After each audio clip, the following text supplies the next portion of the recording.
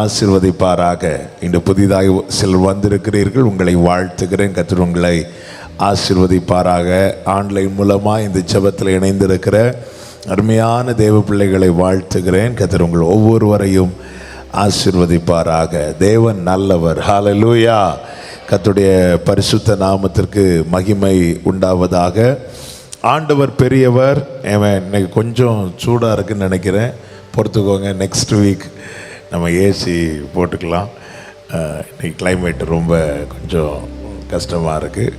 இன்றைக்கி ஒரு நாள் நீங்கள் அட்ஜஸ்ட் பண்ணிக்கோங்க. கர்த்தர் உங்களை ஆசீர்வதிப்பாராக. கர்த்தருடைய நாமம் மாத்திரம் மகிமைப்படுவதாக. அநேக காரியங்களுக்காக செபிக்க தேவன் கிருபை செய்தார். அதிக நேரம் எடுத்து நமக்கு செபிக்கிறதற்கு நேரம் குறைவாக இருந்தாலும் சொல்லப்பட்ட காரியங்களை நம்ம எல்லாருமே ஒருமித்து நம்ம செபிக்கும் போது நிச்சயமாய் தேவன் கிரியை செய்வார். கைகளை உயர்த்தி ஹல்லேலூயா. எனவே ஒவ்வொரு காரியம் சொல்லப்படும் போது அதை உள்வாங்கி செபிக்கணும். அநேகர் அதை உடனே எழுதுறீங்க, அது ரொம்ப சந்தோஷம். அதாவது பொதுவாகவே எப்போவுமே அதாவது சில சீக்ரெட்லாம் இருக்குல்ல, அது நம்ம புரிஞ்சுக்கணும். நம்ம என்ன நினைக்கிறோம், நம்ம காரியம் வரும்போது ஜெபிக்கலாம் அப்படின்னு. அப்படி கிடையாது. மற்ற காரியங்களுக்கு நம்ம எப்படி ஜெபிக்கிறோங்கிறத ஆண்டவர் ரொம்ப கவனிக்கிறார்.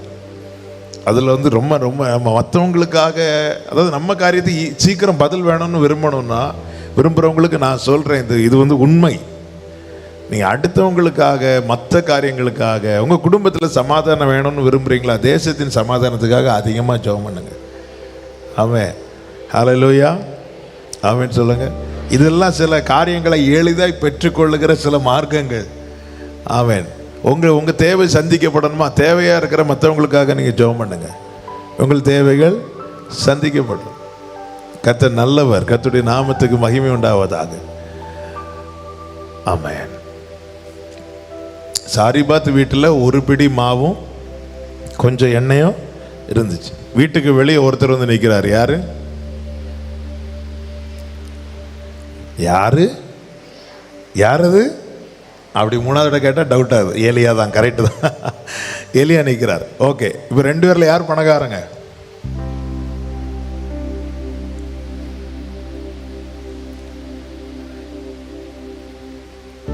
கரெக்ட். யாரு? விதவை. ஏன்னா விதவை வீட்டில் என்ன இருக்கு? கொஞ்சமாவும். எலியாட்ட அதுவும் இல்லை. விதவை சொல்றாங்க, என்கிட்ட கொஞ்சம் எண்ணெயும் கொஞ்சமாவும் தான் இருக்கு. இவர் என்கிட்ட அது கூட இல்லவா? அவன் கொடுக்க வைக்கிறாங்க. எடுத்து கொடுத்ததும் இங்க என்ன இது? அப்போ இங்கே பாருங்கள், தேவன் பழக்குவிக்கிற காரியம் என்ன அப்படின்னா, நான் அவள் இவ்வளவு நாள் ஜெபித்து கொண்டிருந்தது என் தேவை சந்திக்கப்படணும், என் தேவை சந்திக்கப்படணும், என் தேவை சந்திக்கப்படணும் அப்படின்னு. அப்போ இதை விட தேவை உள்ள ஒருவர் பார்த்ததும் ஆண்டவர் அவங்களுக்காக செயல்பட வைக்கிறார். உடனே வீட்டில் என்ன ஆகுது அப்படின்னா, நல்ல நிறைவு உண்டாகுது. அவன் நம்முடைய காரியங்கள் வாய்க்கப்பட நம்ம ஜெபிக்கிறோம். ஆனால் நம்மை விட பாதிப்புக்குள்ள இருக்கிற அநேகர் இருக்கிறாங்க, அவங்களுக்காக ஜெபிங்க. எனவே அந்த பொதுவான குறிப்புகள் சொல்லும்போது ஆண்டவர் நோட் பண்ணுவாங்க, எப்படி ஜெபம் பண்ணுறாங்க. சரி, நம்ம பாயிண்ட் வரட்டும். இப்போ பிள்ளைகளுக்காக, வாலிப பிள்ளைகளுக்காக ஜெபிங்கன்னு சொல்லும்போது, பிள்ளைங்க இல்லாதவங்க, வாலிப பிள்ளைங்க இல்லாதவங்க சிலர் அப்படி இருக்கக்கூடாது. நம்ம ஜெபம் பண்ணணும். அப்போ நம்முடைய அடுத்த தலைமுறை கர்த்தர் பார்ப்பார். தேவன் நம்முடைய 1000வது தலைமுறையை ஆண்டவர் இன்னைக்கே பார்த்துட்டு இருக்கிறார். ஆமென். அவங்க கையை உயர்த்தி ஆமென் சொல்லிடணும்.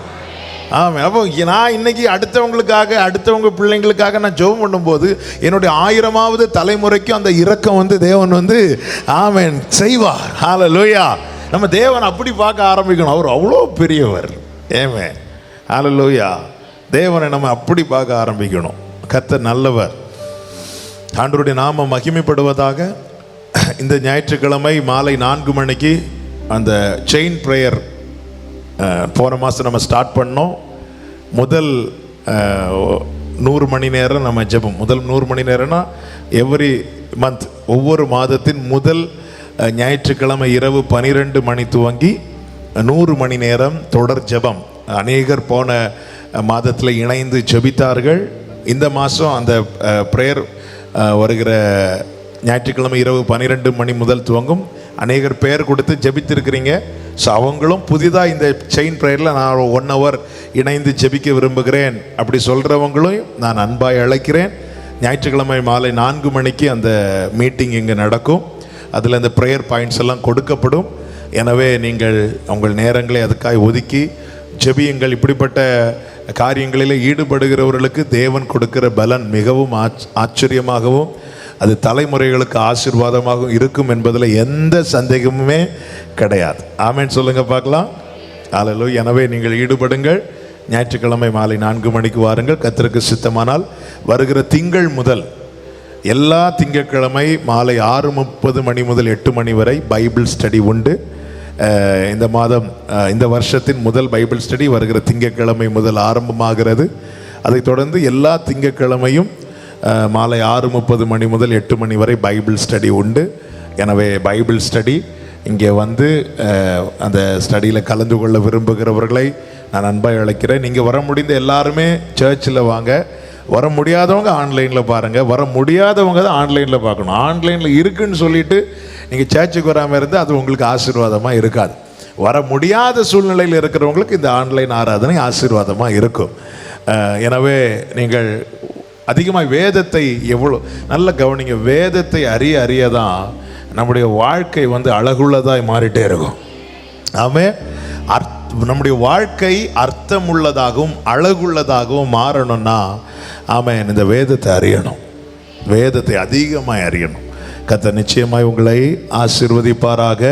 கர்த்தருடைய நாமத்திற்கு மகிமை உண்டாவதாக. ஒரு சில பலவீனருக்காக கூட நாம் ஜெபித்து நாம் கர்த்தருடைய வார்த்தையை கேட்க இந்த மாறிட்டு கொஞ்சம். Amen. Thank you father. Thank you Jesus. Hallelujah. எல்லா கண்களை மூடி. தயாளினிங்கிற ஒரு சின்ன பிள்ளை 15 வயசு பிள்ளை கண் பிரச்சனையினால ரொம்ப பாதிக்கப்பட்டிருக்கிறார். கர்த்தரால் கூடாதது ஒன்றுமில்லை. கர்த்தர் நல்ல சுகத்தை ஆரோக்கியத்தை கொடுக்க வேண்டும். அதே போல் ஆபேல் ஜெயராஜ்ங்கிற ஒரு சகோதரருக்காக நம்ம ஜெபித்தோம். ஐசியூவில் ரொம்ப கிரிட்டிக்கல் ஸ்டேஜில் இருக்கிறதாக செய்தி வந்தது. இப்போ ஐசியூலேருந்து ரூமுக்கு மாற்றிருக்கிறாங்க. ஆனாலும் ரொம்ப பலவீனமான சூழ்நிலையில் தான் இருப்பதாக இன்னைக்கு மெசேஜ் பண்ணியிருந்தாங்க. அவர்களுக்கு கர்த்தர் நல்ல விடுதலை கொடுக்க வேண்டும். அதே போல் சகோதரன் சேவியர் சென்னையில் நேற்றெல்லாம் ரொம்ப ப்ரீத்திங் ப்ராப்ளம் இருந்துச்சு. ரொம்ப கஷ்டப்பட்டதாக எனக்கு மெசேஜ் பண்ணாங்க. இன்றைக்கி காலையில் அதுலேருந்து கொஞ்சம் பெட்டராக இருக்கிறதா மெசேஜ் வந்துச்சு. அவருக்கு தெரியும் இங்கே ஒரு ஆராதனையில் வந்திருந்தாங்க. வாயினால் சாப்பிட முடியாது. மவுத் கேன்சர் டியூப் தான் போடப்பட்டிருக்கிறது. ஆனால் ஆண்டவரை உறுதியாக நம்பி இருக்கிறாங்க. கர்த்தர் நிச்சயம் எங்களுக்கு விடுதலை தருவார் என்று அந்த அருமையான சகோதரனுக்கு கர்த்தர் இறங்கி ஒரு விடுதலை கொடுக்க வேண்டும். அதே போல் பலவீனத்தோடு அநேகர் சிலர் பலவீனத்தின் மத்தியில் இங்கே வந்திருக்கிறீர்கள். அநேகர் இதை கவனித்து கொண்டிருக்கிறீர்கள். நிறைய ப்ரேயர் ரிக்வெஸ்ட் வந்துட்டே இருக்கிறது. எல்லாம் சொல்லி ஜெபிக்க முடியாவிட்டாலும் கர்த்தர் நிச்சயமாய் உங்களுடைய விசுவாசத்தை தேவன் கனம் பண்ணி உங்களுக்கு வேண்டிய சுகத்தை நிச்சயம் தருவார். எல்லாரும் உங்கள் வலது கரத்தை உயர்த்தி கமான். எல்லாரும் உங்கள் வலது கரத்தை உயர்த்தி ஆமென் ஸ்தோத்திரம் பண்ணுங்க. அப்படியே ஸ்தோத்திரம் பண்ணுங்க. தேவன் வசனத்தை அனுப்பி குணமாக்குகிறவர். தேவனால் கூடாத காரியம் ஒன்றும் இல்லை. கர்த்தர் இறங்கல வாயை திறந்து ஸ்தோத்திரம் பண்ணுங்க. அப்பா உமக்கு ஸ்தோத்திரம் ஸ்தோத்திரம் ஸ்தோத்திரம். அருமையான மகள் தயாளினி உம்முடைய கரத்திலே தருகிறோம். கர்த்தாவே இந்த கண்ணில் இருக்கிற எந்த பலவீனமா இருந்தாலும் தகப்பனே இயேசு கிறிஸ்துவின் அதிகாரமுள்ள வல்லமையுள்ள உயிர்த்தெழுந்த நாமத்தினாலே ஜெபிக்கிறோம். கர்த்தாவே அப்பா நீ பார்வை அடைவாயாக என்று சொல்லும் போதே பார்வை உண்டாகுதே ஆண்டவரே. கர்த்தாவே அந்த பிள்ளைக்கு நல்ல விடுதலை கொடுங்க. அடுத்த வாரத்தில் அந்த பிள்ளை குறித்து சொல்லும் போது நாங்கள் சாட்சி சொல்லுமே மகிமைப்படுத்தத்தக்கதாய் இயேசு கிறிஸ்துவின் அதிகாரமுள்ள வல்லமையுள்ள நாமத்தினாலே அப்ப அந்த கண்ணில் இருக்கிற எல்லா பலவீன கட்டுகளை உடைக்கிறேன் ஆண்டவரே. உடைக்கிறோம் இயேசு கிறிஸ்துவின் நாமத்திலே. கர்த்தர் நல்ல சௌக்கியத்தை கொடுப்பீராக, விடுதலை கொடுப்பீராக. அருமையான சகோதரர் சேவியருக்காய் ஜெபிக்கிறோம். கர்த்தர் இறங்கி ஒரு விடுதலை கொடுக்கணும். உம்முடைய மகனை திரும்பி இங்க கொண்டு வரணும் ஆண்டவரே. சாட்சியா உங்க சமூகத்தில் நிக்கணும்ப்பா. என் தேவன் நிறுத்த வல்லவர் ஆண்டவரே. கர்த்தர் தயவா இறங்குவீராக. அருமையான சகோதரர் ஆபேல் ஜெயராஜுக்காய் ஜெபிக்கிறோம் ஆண்டவரே. ஐசியூல இருந்து ரூமுக்கு கொண்டு வர கிருபை செய்தீர். ஆனாலும் கிரிட்டிக்கலா தான் இருக்கிறதா சொல்றாங்கப்பா. கர்த்தாவே நீர் எல்லா சூழ்நிலை அறிகிற தேவன் அல்லவா. தயவா இறங்கி உம்முடைய இரக்கத்தின் கரத்தை நீட்டி தொட்டு சுகப்படுத்துவீராக. இயேசுவின் நாமத்தில் ஜெபிக்கிறோம் ஆண்டவரே. கர்த்தர் இறங்கி விடுதலை கொடுங்க, இறங்கி விடுதலை கொடுங்க, அற்புதமான விடுதலை கொடுங்க. ஆண்டவர் அநேக பலவீனத்தோடு இந்த ஆராதனை கவனித்துக் கொண்டிருப்பதை கர்த்தர் கவனிக்கிறீர். ஆண்டவர் எனக்கு ஒரு விடுதலை தர மாட்டாரா? இந்த பலவீனத்திலிருந்து விடுதலை தர மாட்டாரா? என் பிள்ளைக்கு ஒரு விடுதலை தர மாட்டாரா? என் புருஷனுக்கு ஒரு விடுதலை தர மாட்டாரா? என் மனைவிக்கு ஒரு விடுதலை தர மாட்டாரா? எங்க அப்பாவுக்கு ஒரு விடுதலை கிடைக்காதா? எங்க அம்மாவுக்கு ஒரு விடுதலை கிடைக்காதா? என் சகோதரனுக்கு என் சகோதரிக்கு ஒரு விடுதலை கிடைக்காதா என்று கண்ணீரோடு இந்த ஜெபத்திலே அமர்ந்திருக்கிற ஒவ்வொருவருக்காய் ஜெபிக்கிறோம். கர்த்தாவே, நீர் நல்லவர். குமாரன் உங்களை விடுதலையாக்கினால் மெய்யாகவே விடுதலையானீர்கள் என்ற வார்த்தை உண்மையாண்டவரே. இப்பொழுதே உம்முடைய ஆணி பாய்ந்த கரத்தை நீட்டி உம்முடைய பிள்ளைகளை தொடுவீராக, தொடுவீராக, தொட்டு சுகப்படுத்துவீராக. இயேசு கிறிஸ்துவின் அதிகாரமுள்ள நாமத்தினாலே ஜெபிக்கிறோம். கர்த்தாவே, நாங்க வேற யார்கிட்ட போவோம் ஆண்டவரே? எங்களுக்கு வேற யார் உண்டு ஆண்டவரே? உம்முடைய பிள்ளைகளுக்கு அற்புதமான விடுதலை கொடுங்கப்பா. இயேசுவின் நாமத்தில் சுகம் உண்டாகட்டும், சுகம் உண்டாகட்டும். Thank you Holy Spirit. சுகம் உண்டாகட்டும் ஆண்டவர். மனதுருகி கரம் நீசயம் செய்பவரே, மனதுருகி ஷம கதர்யாந்தரா கரம் நீட்டி அதிசயம் செய்பவரே. Jesus. ஐயா, அதிசயம் செய்பவரே, ஐயா அதிசயம். முடிந்த அப்படி ரெண்டு கைகளை உயர்த்தி சொல்லுங்க. விண்ணப்பத்தை கேட்பவரே, விண்ணப்பத்தை கேட்பவரே, என் கண்ணீரை காண்பவரே, என் கண்ணீரை சுகம் தருபவரே, சுகம் தருபவரே. ஸ்தோத்திரம் இயேசையா.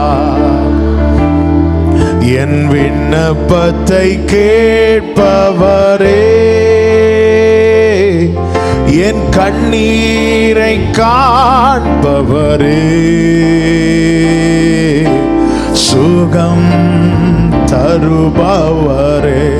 ஏமலரோ ஷதரே வகதரியா தரரரரரவா. ஆமென், ஆமென், ஆமென், ஆமென். இயேசுவின் நாமத்தில் பிதாவே, ஆமென். ஹல்லேலூயா. கர்த்தர் நல்லவர். பிள்ளைகளுக்காக ஒரு விஷயம் கூட நாம் ஜெபிக்க போகிறோம்.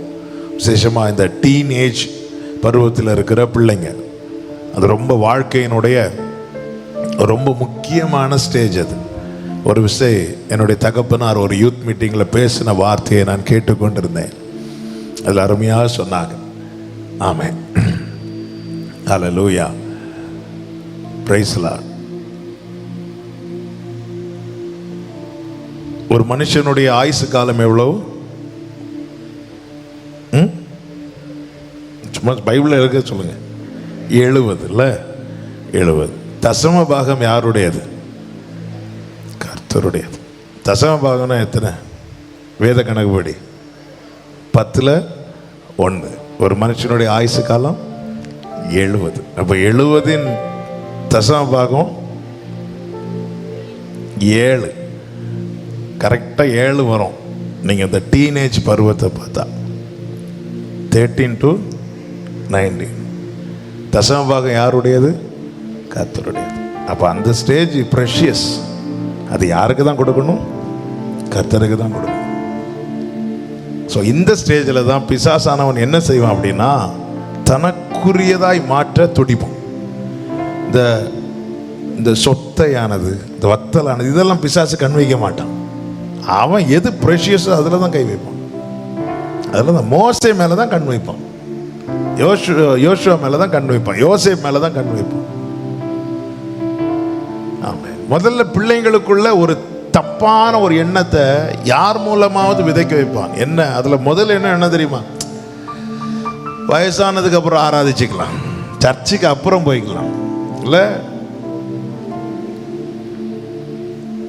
அநேக எண்ணங்களை பெற்றோர் மூலமாகவே விதைக்க வைப்பான் பிசாசு.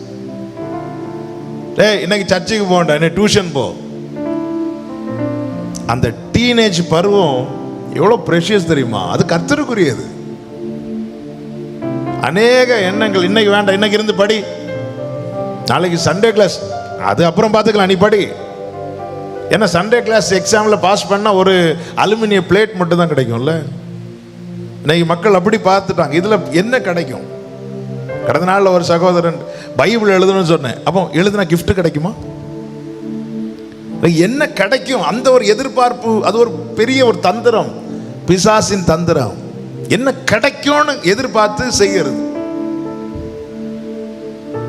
கர்த்தருக்கு இந்த பிள்ளைங்களுடைய லைஃபை தீர்மானிக்கிற பருவம் அது. எனவே அந்த ஸ்டேஜ் பிள்ளைங்களை வந்து ரொம்ப, இப்போ 2 வாரமா நான் கேட்ட செய்திகள் வந்து எனக்கு வந்து அது அதிர்ச்சியாகவும் ஆச்சரியமாக இருக்கிறது. அதை நான் போன வாரம் சொன்னேன். போன வாரம் சென்னையில் இருக்கும்போது ஒரு சகோதரி ஃபோன் பண்ணாங்க. தன் பிள்ளையை தூக்கு கயிற்றிலிருந்து இறக்கி மடியில் வைத்து எனக்கு ஃபோன் பண்ணுறாங்க. 12 வயசு பிள்ளை. ஏன் அதை செய்கிறாளாம்? யார்கிட்டயோ சேட் பண்ணிட்டு இருந்திருக்கிறா. அவங்க தாயார் கண்டித்ததும் அவங்களால தாங்க முடியலை. சின்ன பிள்ளை, 12 வயசு பிள்ளைன்னா நான் 6th 7th படிக்கிற பிள்ளை. அவ்வளோதான், நேர மாட்டிட்டா. ஆனால் கிருபையா காக்கப்பட்டா. நேற்று ஒரு ஃபோன் வந்துச்சு. ஒரு தாயார் ஃபோன் பண்ணி அழுறாங்க. ஏன் 19 வயசு பிள்ளையே கண்டிச்சிருக்கிறாங்க. அந்த பிள்ளை போன வாரம் கதவை போட்டு சூசைட் பண்ணிட்டான். புருஷன் இல்லை, தாய் மட்டும்தான். அந்த பிள்ளையை தான் நம்பி, பிள்ளையை தான் ஆறுதலாய் வைத்து செய்த தப்பை இன்னைக்கு கண்டிக்க வழி இல்லை. பிள்ளைங்களை எதுவும் சொல்லவே வழி இல்லை. அப்படி ஒரு நிலைமை ஆயிட்டு. அமெரிக்கா போன்ற தேசத்துலலாம் பிள்ளைகள் ஏதாவது தப்பு பண்ணி அடிச்சுட்டாங்க, இது மட்டும் வெளியே தெரிஞ்சுட்டு பேரண்ட் அரெஸ்ட் பண்ணிட்டு போயிடுவாங்க. பிள்ளைங்களை தனியாக அவங்க கொண்டு போயிடுவாங்க. பிள்ளைங்களை அடிக்க வழி இல்லை, திட்ட வழி இல்லை. எவ்வளோ ஒரு, அதாவது பிள்ளையினிடத்தில் ஒட்டி இருக்கிற மதியினத்தை அப்புறப்படுத்த தகப்பன் என்ன எடுக்கணுமா? பிரம்பு எடுக்கணும். இது பைபிள். எல்லாம் வந்து பைபிளுக்கு அகெயின்ஸ்டான காரியங்கள் நடக்கிறது. பிரம்பை கையாளாதவன் தன் மகனை பகைக்கிறான். அவர் ஏன் சில நேரத்தில் சிட்சிக்கிறார் தெரியுமா? நம்மள அவர் நம்மை நேசிக்கிறதுனால. ஆமென் சொல்லுங்க. அவர் தகப்பன் எல்லாரையும் சிட்சிக்க மாட்டார். யார் மேல அவருக்கு அளவு கடந்த பாசம் இருக்குதோ அவங்களை அடிப்பார் ஆண்டவர். ஆண்டவர் அடிக்கவே மாட்டார்னு சொல்றவங்க என்ன சொல்றாங்கன்னா, ஆண்டவர் உன் மேல அன்பே இல்லைன்னு சொல்றாங்க. ஆண்டவர் சிட்சிக்கவே மாட்டாங்கன்னு கொஞ்சம் பேர் மைக்கெடுத்து சொல்லுவாங்க. அவங்க என்ன சொல்றாங்கன்னா, ஆண்டவருக்கு உங்க மேல என்ன இல்லை? அன்பே இல்லைன்னு சொல்றாங்க. ஆனா ஆண்டவர் சிட்சிப்பார். தண்டனை வேற, சிட்சை வேற. அவன் நீதிமானுக்கு பூமியிலே சிட்சை கிடைக்கும், துன்மார்க்கனுக்கு நித்தியத்துல சிட்சை கிடைக்கும். ஆமென். இங்கே அடி வாங்குறவன் பாக்கியவான், அங்கே வாழ்ந்திருப்பான். இங்க எவ்வளவு தப்பு பண்ணியும் கண்டுக்காம விட்டுறாங்களா? ரொம்ப கேர்ஃபுல்லா இருக்கணும். நம்ம ஒரு தப்பு பண்ணி இந்த வார்த்தையை, இந்த காரியத்தை நான் பல நேரத்தில் உணர்ந்து ஆண்டவர்கிட்ட அழுவேன். இந்த நம்ம ஒரு தப்பு பண்ணி ஆண்டவர் கண்டுக்காமலே விட்டாரா, வந்து இருந்து விழுந்துடணும். என்னாண்டவர், அன்னைக்கு லைட்டா ஒரு ஆளை பத்தி தப்பா நினைச்சாலே என்ன குத்துன்னு குத்துனீங்க, எங்க திரும்பினாலும் கொட்டுனீங்க. இப்போ நான் இவ்வளவு 2 மணிக்கு ஒருத்தங்களை பத்தி பேசினதுக்கு அப்புறம் ஆண்டவர் ஃப்ரீயா விட்டுருக்கிறீங்களா? ஆண்டவரே லாஸ்ட்ல வச்சிடாதீங்கப்பா. நம்ம பிரச்சனை என்ன? நம்ம ஒருத்தங்களை பத்தி பேசி டாபிக் மாறுதுன்னு தெரியும், இருந்தாலும் இங்க இருந்து சொல்ல ஏவப்படுதெல்லாம் சொல்லிடணும். பேசி ஒரு பிரச்சனை நமக்கு இல்லைன்னா நாம என்ன நினைப்போம்? நாம பேசினது ஆண்டவரும் ஆமா ஆமேன்னு சொல்லிட்டு இருக்கிறாங்க, நாம நினைச்சிட்டு அப்படி இருக்கிறோம். இல்லை, நம்ம ஒருத்தங்களை வச்சு பேசிட்டே இருக்கிறோம், ஆண்டவர் கண்டுக்கவே இல்லைன்னா நாமளால என்ன நினைப்போம்? ஆண்டவருக்கு தெரியும், எல்லாம் ஆண்டவருக்கு தெரியும். ஹல்லேலூயா, ஆமென். நல்ல பிள்ளைகளுக்காக இப்ப ஜெபம் பண்ண போறோம். உங்க வாலிப பிள்ளைங்க இருப்பாங்கன்னா அவங்களுக்காக ஜெபம் பண்ணுங்க. எல்லாரும் 2 கைகளை உயர்த்தி, என் பிள்ளைக்காக. தசம பாகம் கர்த்தருடையது. அது பணம் மட்டும் இல்ல ஆண்டவரே, எங்க வாழ்க்கை அது பணம் பொருள் மட்டும் இல்லை. 1000 ரூபாய் 100 ரூபாய் கொடுத்தாச்சு, இனி நான் எப்படி வேணாலும் வாழலாம் இல்ல, நெவர். தேவன் ஆபேலை அங்கீகரித்ததுனால மட்டும்தான் அவனுடைய காணிக்கை அங்கீகரித்தார். காயின் அங்கீகரிக்க முடியாததுனால அவன் எவ்வளவு பெஸ்ட்டை கொடுத்த போறோம் ஆண்டவரால் அதை அங்கீகரிக்க முடியாது. ஆண்டவரே, அவங்க வாலிப பிள்ளைகள் இதை பார்த்துட்டு இருக்கிற அருமையான பெற்றோரே, உங்க பிள்ளைகளுக்காக ஒரு 2 நிமிஷம் இப்ப ஜெபம் பண்ணுங்க. என் பிள்ளையினுடைய வாலிபம் உம்முடையது, உம்முடையது, உம்முடையது. மல்கியால இருக்குல்ல, தசம பாகத்தை கொண்டு வந்து கொடு, வானத்தின் பலகணியை திறந்து உன்னை ஆசீர்வதிக்கிறாரா இல்லையான்னு சோதிச்சு பாருங்கிறார். அப்போ வாலிப பிள்ளைகளை எனக்கு கேட்கிற அன்பு வாலிப சகோதரா சகோதரி, உன்னுடைய வாலிபத்தை மட்டும் நீ கொடுத்து பாரு, உன் வாழ்க்கை ஆசீர்வாதமா இருக்க வானத்தின் பலகணிகள் உனக்காய் திறக்கப்படும். ஆண்டவரே, வாலிப பிள்ளைகளுக்காக செபிக்கிறோம்ப்பா, செபிக்கிறோம்ப்பா, செபிக்கிறோம்ப்பா, செபிக்கிறோம்ப்பா, செபிக்கிறோம்ப்பா. ஆண்டவரே, சத்துரு ஒருவரையும் வஞ்சிக்க கூடாதப்பா, தீமைகள் ஒருவருக்குள்ளும் விதைக்கப்படக்கூடாது. ஆண்டவரே, ஆண்டவரே, நீர் வைத்து அடிச்சு விடப்பா. ஆண்டவரே, ஊழிய நிறைவேறும் நாள் வரும் மட்டும் நீர் பெற்றோருக்கு கீழ்ப்படிந்திருந்தீர் என்று வேதத்திலே பார்க்கிறோமே. அந்த நல்ல அடிச்சுவடுகளை அருமையான எங்கள் பிள்ளைகள் பற்றி கொள்ளவும் ஆண்டவரே தொடர்ந்து கொள்ளவும் கர்த்தர் கிருபை செய்வீராக, கிருபை செய்வீராக, கிருபை செய்வீராக. இயேசு கிறிஸ்துவின் நாமத்தில் எங்கள் பிள்ளைகள் அனைவரையும் நாங்கள் உம்முடைய கரத்திலே தந்து ஜெபிக்கிறோம். கிருபை செய்யும், கிருபை செய்யும் கர்த்தாவே. ஒருவரையும் சத்துரு கண் வைக்க கூடாது ஆண்டவரே. பொல்லாங்கனை ஜெயிக்கிறவர்களா எங்க பிள்ளைங்க வாழணும் ஆண்டவரே. பிள்ளைங்களை பிசாசானவன் அடிமைப்படுத்த முடியாதுங்கிற நிலையில எங்க பிள்ளைங்க காணப்படணும் ஆண்டவரே. கர்த்தர் கிருபை செய்யும், காத்துக்கொள்ளும் இயேசு கிறிஸ்துவின் நாமத்தில் பிதாவே, ஆமென். நல்ல கரங்களை தட்டி ஆண்டவருக்கு மகிமை. முழு பலத்தோடு கரங்களை தட்டி, முழு பலத்தோடு கரங்களை தட்டி, ஆமென். நீங்க உங்க பர்சனல் பிரேயர்ல அதிகமாய் ஜெபித்துக் கொள்ளுங்க. இந்த ஜெப ஊழியங்களில் ஈடுபட விரும்புகிறவர்கள் ஞாயிற்றுக்கிழமை 4 மணி, மாலை 4 மணிக்கு வர, ஒருவேளை இன்னைக்கு தான் நீங்கள் சர்ச்சுக்கு வந்திருக்கலாம். இந்த ப்ரேயர் மினிஸ்ட்ரியில் ஜெப ஊழியத்தில் நான் ஈடுபட விரும்புகிறேன் அப்படி சொல்கிறவங்க இந்த ஞாயிற்றுக்கிழமை மாலை 4 மணிக்கு இங்கு வரும்படி உங்களை நான் மிகவும் அன்பாய் கேட்டுக்கொள்ளுகிறேன். கர்த்தர் உங்களை ஆசீர்வதிப்பாராக. கடந்த நாளிலே கர்த்தர் சிந்தையிலே கொண்டு வந்த ஒரு வார்த்தை தான் இந்த நாளிலே நாம் தியானிக்க போகிறோம். ஆமென். அதற்கு ஆதாரமாக எடுத்துக்கொள்ளும் மார்க்கு சுவிசேஷம், மார்க்கு சுவிசேஷம் அதனுடைய 11வது அதிகாரம், 11வது அதிகாரத்தின் 22, 23 வசனங்களை வாசிக்க கேட்கலாம். மார்க்கு சுவிசேஷம் 11வது அதிகாரத்தின் 22, 23 வசனங்கள். இயேசு அவர்களை நோக்கி, தேவனிடத்தில் விசுவாசம் உள்ளவர்களாய் இருங்கள், தேவனிடத்தில் விசுவாசம் உள்ளவர்களாய் இருங்கள். எவனாகிலும் இந்த மலையை பார்த்து நீ பெயர்ந்து சமுத்திரத்திலே தள்ளுண்டு போ என்று சொல்லி தான் சொன்னபடியே நடக்கும் என்று தன் இருதயத்தில் சந்தேகப்படாமல் விசுவாசித்தால் அவன் சொன்னபடியே ஆகும் என்று மெய்யாகவே உங்களுக்கு சொல்லுகிறேன். கரங்களை உயர்த்தி ஹல்லேலூயா. எவனாகிலும் ஒருவன், இது ஜெபம் அல்ல, இங்கே சொல்லப்பட்டிருக்கிற வார்த்தை ஜெபம் அல்ல, அது விசுவாச அறிக்கை. ஜெபம் என்பது நம்ம தேவனை நோக்கி சொல்றது. விசுவாச அறிக்கை என்பது இப்போ ஒரு மலை இருக்குன்னா, மலை பெயர்ந்து போ, அப்படி அந்த காரியங்களை பார்த்து தேவ நாமத்தினாலே ஆண்டவர் பேரில் இருக்கிற விசுவாசத்தினாலே நாம சொல்லுவது. பெரிய பர்வதமே நீ எம்மாத்திரம். இது யாரை பார்த்து சொல்றது? ஆண்டவரை பார்த்து இல்லை. ஆண்டவரை பார்த்து ஏறெடுக்கிறது என்னது? ஜெபம். ஒவ்வொரு சமுத்திரத்துக்கு நேராக கோலம் நீட்டு, இப்படி நீட்டிட்டு இருந்தான் மோசே ரைட், இனி இப்படி நீட்டு, இப்படி நீட்டுறது ஜெபம், இப்படி நீட்டுறது விசுவாச அறிக்கை. தேவ பிள்ளைங்க வாழ்க்கையில எதை ஜெபமா ஏறெடுக்கிறோமோ அதை நம்ம விசுவாச அறிக்கையா செய்யணும். விசுவாச அறிக்கையா செய்யணும். ஜெபத்தில் ஏறெடுக்காம விசுவாச அறிக்கை செய்ய முடியாது. அது சும்மா சொல்லலாம். இங்கே நல்ல கவனமா கேளுங்க. அந்த வார்த்தையை திருப்பி வாசிங்க. 23 வாசிங்க.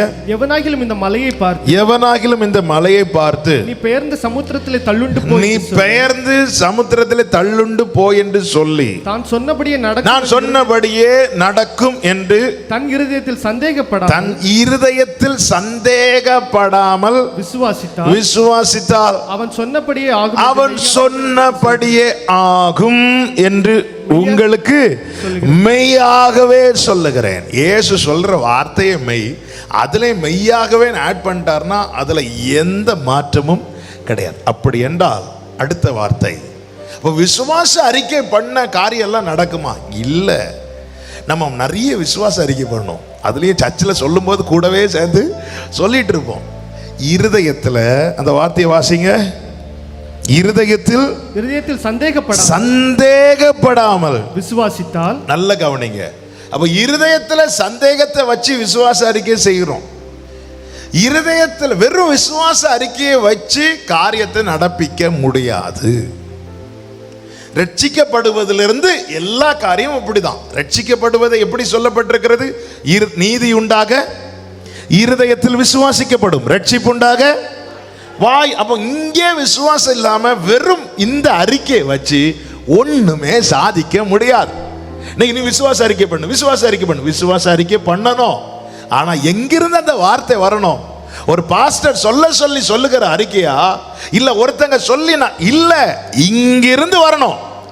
அப்போ நான் எவ்வளவு விசுவாச அறிக்கை பண்றோம். ஆண்டவரை இப்படி சொன்னீர், ஆண்டவர் இப்படி சொன்னீர், ஆண்டவர் இப்படி சொன்னீர், ஆண்டவர். அதெல்லாம் ஆண்டவருக்கு சமூகத்துல இருந்து விசுவாச அறிக்கை பண்றோம். ஆனா ஏன் நடக்க மாட்டேங்குது? ஆண்டவர் சொல்ல ஒரு மலையே போகும் அப்படிங்கிறார். என்னங்க இது? எப்படி என்ன வார்த்தைங்க? சொல்லிட்டு மெய்யாகவே சொல்லுகிறேன் என்றார். இந்த மலையை பார்த்து நீ பெயர்ந்து போன்னு சொன்னா அது பெயர்ந்து போகும். ஒரு மலையே நமக்கு முன்னாடி இருக்கிற மலையே போக்கத்தக்க அளவுக்கு வல்லமை உள்ளதுதான் விசுவாச அறிக்கை. எனவே சபையை நல்ல விசுவாச அறிக்கை செய்யணும். நீ உங்கள் நம்பிக்கையை அறிக்கை செய்கிறதில் அசைவில்லாமல் உறுதியா இருங்க. ஆனா ஒரு காரியத்தை நம்ம புரிஞ்சுக்கணும். என்ன? ஏன் நான் இவ்வளவு அறிக்கை செய்கிறேன்? ஜெபம் ஒரு பக்கம் ஓடுது, விசுவாச அறிக்கையும் ஒரு பக்கம் ஓடுது. அப்படி இருக்க ஏன் ஒண்ணுமே நடக்க மாட்டேங்குது? ஆண்டவர் இந்த அத்தி மரத்தை பார்த்து பட்டு போன்னு சொல்லிட்டு போனார். அதே போல பட்டு போச்சு. இதை ஆச்சரியப்பட்டு கேட்ட போதுதான் ஆண்டவர் சொன்னார், இது ஆச்சரியப்படுறதுக்கு நான் செய்யலப்பா, நாளைக்கு நீயும் இதை செய்யணும்னு தான் நம்ம முன்னாடி.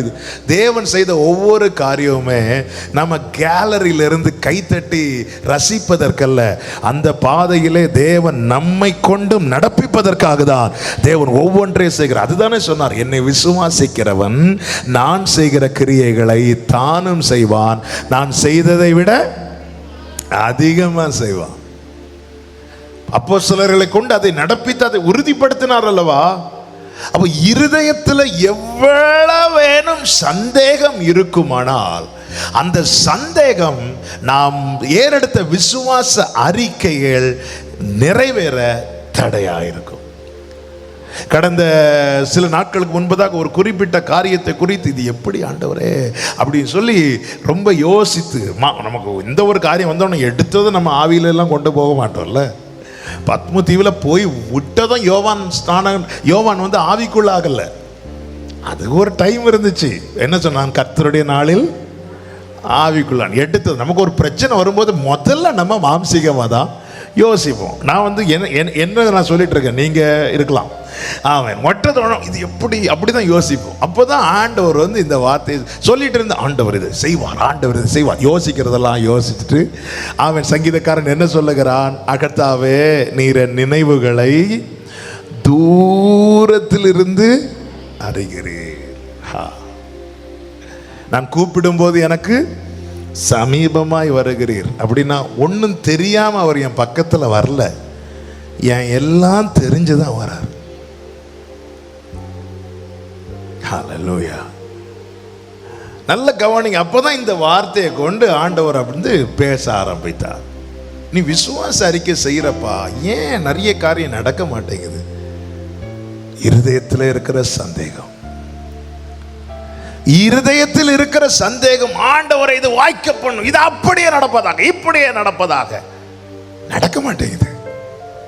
என்னை கேட்கிற ஒவ்வொருவருக்கும் இந்த வார்த்தையை சொல்றேன். இன்னைக்கு செய்தி அல்ல, இன்னைக்கு அநேக கேள்வி. எனக்கு இருதயத்துல சந்தேகம் இருக்குதா இல்லையான்னு எனக்கு தெரியல. இன்னைக்கு நான் உங்க மத்தியில முதல்ல பேச போறது அதுதான், சந்தேகத்தின் அறிகுறிகள். எனக்குள்ளே சந்தேகம் இருக்குதா இல்லையா என்பதை நான் எப்படி அறிந்து கொள்ள? சில சிம்டம்ஸ் அதை வெளிப்படுத்தும்ல. இப்ப கொரோனான்னு சொல்லும் போது கொரோனா இருக்கா இல்லை என்பதை எப்படி அறிந்து கொள்ள? அதுக்குன்னு சில சிம்டம்ஸ் வச்சிருக்கிறாங்க. மொத்தத்தில் பார்த்தா எல்லா சிம்டம், ஒரு தும்முனாலே கொரோனா சிம்டமா. அதனாலேயே சரி, ஒரு குறிப்பிட்ட நாட்களில் நிறைய பேர் காய்ச்சல்லாம் வந்துச்சு, நிறைய பேர் இருக்கு, அறைய பூட்டிட்டு பேசாம இருந்துட்டாங்க. தும்முற சத்தம் வெளியே கேட்கக்கூடாதுன்னு சொல்லிட்டு, ஏன்னா தும்முன சவுண்டு வெளியே கேட்டா பக்கத்தில் இருக்கிறவங்க போட்டு கொடுத்துருவாங்க. பக்கத்தில் இருக்கிறவங்க போட்டு கொடுத்தா அவங்களுக்கு 3000 ரூபான்னு கேள்விப்பட்டேன்.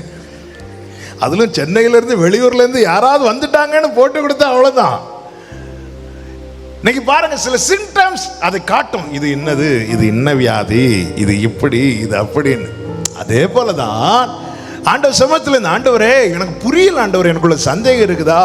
அப்போ சந்தேகம் இருக்கிறதா என்பதை நான் எப்படி அறிந்து கொள்ள? அப்போ ஆண்டவர் சில காரியங்களை காண்பித்து கொடுத்தார். அப்போ சந்தேகத்தின் அறிகுறிகளை நாம முதல்ல அறிஞ்சுக்கணும். ஒரு சந்தேகம் இருக்கா? சந்தேகம் இல்லாம விசுவாசிக்கிறவங்க மட்டும் கை தூக்கி ஆமென்னு சொன்னா பாதி பேர் கை தூக்கி ஆமென்னு சொல்லுவோம், மீதி பேர் பாதி பேர் தூக்குனதுனால கை தூக்கி சொல்லுவோம். இன்னும் கொஞ்சம் பேர் ஒரு மீட்டிங் முடிய போகுதா இருக்குன்னு சொல்லிட்டு கை தூக்கி, எதுக்கு கை தூக்குறோன்னே பல நேரத்தில் நமக்கு தெரியவில்லை. ஆமாம், எனக்குள்ள அவிசுவாசம் இருக்கு, எனக்குள்ள சந்தேகம் இருக்கிறதா என்பதை நான் எப்படி அறிந்து கொள்ள? ஒரு 5 காரியங்களை மாத்திரம் நான் வேகமாய் சொல்கிறேன். முதலாவது, ஆதியாகமம் 17வது அதிகாரத்தின் 17, 18 வசனங்களை வாசிக்க கேட்கலாம். ஆதியாகமம் 17வது அதிகாரம் 17, 18 வசனங்கள். ஆபிரகாம் முகங்குப்புற விழுந்து நகைத்து, 100 வயதானவனுக்கு பிள்ளை பிறக்குமோ, 90 வயதான சாராள் பிள்ளை பெறுவாளோ என்று தன் இருதயத்தில். அதற்கு 15 வாசிங்க. பின்னும் தேவன் ஆபிரகாமை நோக்கி உன் மனைவி சாராயை நீ உன் மனைவி சாராயை இனி சாராய் என்று அழையாதிருப்பாயாக. சாராள் என்பது அவளுடைய பெயராய் இருக்கும். நான் அவளை ஆசீர்வதித்து அவளாலே உனக்கு ஒரு குமாரனை தருவேன். அவள் ஜாதிகளுக்கு தாயாகவும் அவளாலே ஜாதிகளின் ராஜாக்கள் உண்டாகவும் அவளை ஆசீர்வதிப்பேன் என்றார். இனி வாசிங்க. அப்பொழுது ஆபிரகாம் முகங்குப்புற விழுந்து நகைத்து. அதாவது முகங்குப்புற விழுந்துன்னா பார்க்கிறதுக்கு எப்படி என்ன செய்கிறது மாதிரி இருக்கு?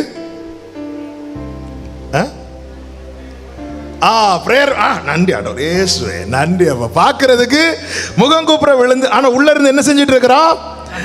சிரிச்சிட்டு இருக்கிறான். முகங்குப்புற விழுந்து, அதாவது சிரிக்கிறது வெளியே தெரியக்கூடாது, ஏன்னா சீனியர்ல விசுவாசிகளுக்கு தகப்பன். இப்ப முகங்குப்புற விழுந்து இப்படியே இருக்கிறான். பார்க்கிறவங்க என்ன ஆராதனை, சர்ச்சில் வந்தாலே கவர்ந்துருவாங்க. முகங்குப்புற விழுந்து அவன் என்ன செஞ்சிட்டு இருக்கிறானா? நகைத்து. 100 வயதானவனுக்கு இந்த கிழவனுக்கு இது நடக்குமா? 100 வயதானவனுக்கு பிள்ளை பிறக்குமோ, 90 வயதான சாராள் பிள்ளை பெறுவாளோ என்று தன் இருதயத்தில் சொல்லிக்கொண்டு, வெளியே என்ன சத்தம்? க்ளோரி, ஹalleluya, ஓ ஜீசஸ், ஓ நான் விசுவாசிகளின் தகப்பன், என் மனைவி தான் விசுவாசிகளின் தாய். உள்ள என்ன சொல்லுது? நல்ல கவனமா கேளுங்க. சொல்லிக்கொண்டு அடுத்த வார்த்தை, இஸ்மவேல் உமக்கு முன்பாக. நல்ல கவனமா கேளுங்க. சந்தேகம் எனக்குள் இருக்குமானால் என்னை நோக்கி வருகிற வார்த்தைகளை என் மனது ஏற்க மறுக்கும். என்னை நோக்கி வருகிற வார்த்தைகளை என் மனது ஏற்க மறுக்கும். இப்போ ஒரு வார்த்தை வருதுன்னு வைங்களேன். இப்ப நீங்க வரீங்க, நீங்கள் இப்பொழுது இருக்கிறதை பார்க்கிலும் 1000 மடங்கு அதிகமாகும்படி கர்த்தர் உங்களை ஆசீர்வதிப்பார் சொன்னா எத்தனை பேர் அதை உடனே ஏற்றுக்கொள்வோம்?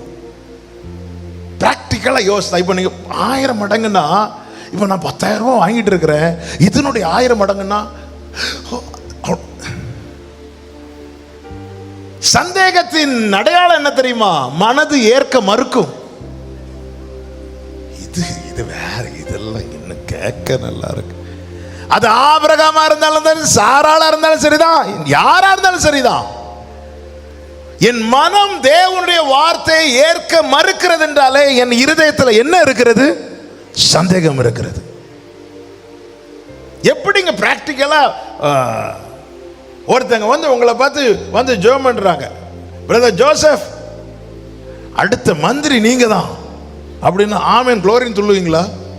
முதல்ல என்ன சொல்லுவோம்? இவர் சரியான கள்ள தீர்க்கதரிசி. இல்லை, நம்ம உடனே நம்ம மனம் அதை என்ன செய்யணும்? ஏற்க. நம்முடைய மனம் ஏற்க மறுக்கிறதுக்கு காரணம் என்ன தெரியுமா? உள்ள என்ன இருக்கு? சந்தேகம் இருக்கு. இப்போ அவனுடைய மனம் ஏற்க மறுத்தபடியினாலே அவன் என்ன செய்கிறான்? டாபிக்கை சேஞ்ச் பண்றான். ஆண்டவர் இஸ்மவேல் உமக்கு முன்பாக பிழைப்பானாக. ஆண்டவர் ஈசாக்க குறித்து பேசிட்டு இருக்கும் போது அதை குறித்து உன்னால் ஆமீன் கூட சொல்ல முடியல, அந்த வார்த்தையை உன்னால ஏற்றுக்கொள்ள முடியல. அப்படியே பிரேயர் டாபிக்கே சேஞ்ச் பண்றான்.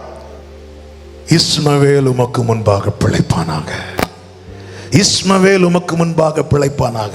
ஆண்டவர் சொல், இஸ்மவேல் பிழைப்பான், ஆனா நீ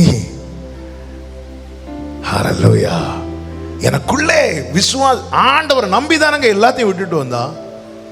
ஆண்டவர் நம்பிதான சோதம் என் ராஜா என்னை ஐஸ்வர்யவனாக்கினான் என்று நான் சொல்லாதபடிக்கு அவனுடைய பாதரட்சையின் ஒரு வாரம் கூட எடுக்க மாட்டேன் கையை மேல தூக்குனா.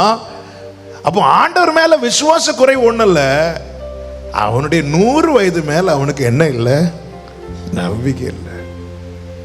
கொரோனாக்கு முன்னாடினா நடக்க வாய்ப்பு இருக்கிறது, இனி நடக்கிறதுக்கு வாய்ப்பே இல்லை. மனது ஏற்க மறுக்கும். தேவ வார்த்தைகளை நம்முடைய மனம் ஏற்க மறுக்குதுனாலே காரணம் என்ன தெரியுமா? நமக்குள்ள என்ன இருக்கிறது? சந்தேகம் இருக்கிறது. இதே சம்பவம் தான் அடுத்த அதிகாரத்தில் சாராள் என்ன செய்கிறாள் பாருங்கள். 18வது அதிகாரம். ஆமென். 9 முதல் வாசியுங்கள். அவர்கள் தேவனை நோக்கி, அவர்கள் அவனை நோக்கி, புது பைபிளாடா, அவர்கள் அவனை நோக்கி உன் மனைவி சாராள் எங்கே என்றார்கள். அதோ கூடாரத்தில் இருக்கிறாள் என்றான். அப்பொழுது அவர் ஒரு உற்பவ கால திட்டத்தில் நிச்சயமாக உன்னிடத்தில் திரும்ப வருவேன், அப்பொழுது உன் மனைவியாகிய சாராளுக்கு ஒரு குமாரன் இருப்பான் என்றார். சாராள் அவருக்கு பின்புறமாக கூடார வாசலிலே இதை கேட்டுக்கொண்டிருந்தாள். அங்கே ஆபிரகாம் அட்லீஸ்ட் ஆராதிக்கிறது மாதிரி ஆக்டாவது விட்டார். இங்கே சாராள் கேட்டுக்கொண்டிருக்க, பார்க்கிறதுக்கு யாரும் இல்லை. உடனே சாராள் என்ன செய்தாள்? அடுத்த வசனம். ஆபிரகாமும் சாராளும் வயது சென்று முதிர்ந்தவர்களா இருந்தார்கள். ஸ்திரீகளுக்குள்ள வழிபாடு சாராளுக்கு நின்று போயிட்டு. 12வது வசனம். ஆகையால் சாராள் தன் உள்ளத்திலே நகைத்து, நான் கிழவியும் என் ஆண்டவன் முதிர்ந்த வயதுள்ளவருமான பின்பு எனக்கு இன்பம் உண்டாயிருக்குமோ என்றாள். ஆமென், ஆமென். அடுத்த வார்த்தை வாசிங்க. அப்பொழுது கர்த்தர் ஆபிரகாமை நோக்கி சாராள் நகைத்து, நான் கிழவியா இருக்க பிள்ளை. சாராள் ஏன் சிரிக்கிறா? அடுத்த வசனம் வாசிங்க. கர்த்தரால் ஆகாத காரியம் உண்டோ? உற்பவ காலகட்டத்தில் 15வது வசனம். சாராள் பயந்து நான் நகைக்கவில்லை. உள்ளே சந்தேகம் இருந்தால் ஆண்டவர்கிட்டயே போய் சொல்லுவோம். எப்படி போய் சொல்லுவோம்? இதை விசுவாசிக்கிறீர்களா? ஆமா. உள்ள என்ன சொல்லுது? நடக்கவா போகுது. நம்ம சர்ச்சில் வச்சு நிறைய ஆண்டவர்கிட்டயே போய் சொல்லுவோம்ல. வனாந்திரம் ஏதேனாய் மாறும். யாருக்கும் உங்களுக்கு மாறும் என்று விசுவாசிக்கிறீர்களா? ஆமா. ஆண்டவர் பார்த்து என்ன போய் சொல்றாப்பா.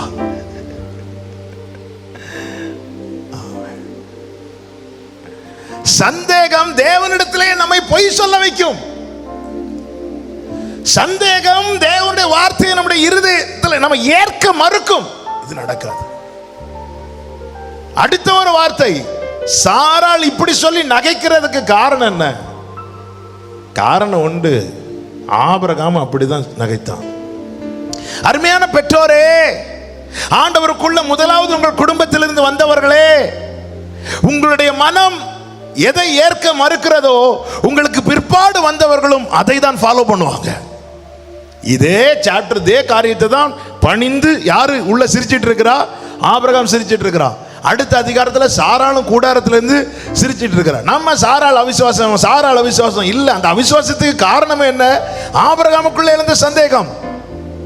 கர்த்தராகிய இயேசுவை நீ விசுவாசி, அப்பொழுது நீயும் உன் வீட்டாரும். நான் நம்புறது மாதிரி அவர் நம்ப மாட்டேங்கிறார். நாங்க நம்புறது மாதிரி அவங்களுக்குள்ள என்ன இல்லை, விசுவாசம் இல்லை. மனம் ஏற்க மறுக்கிறது.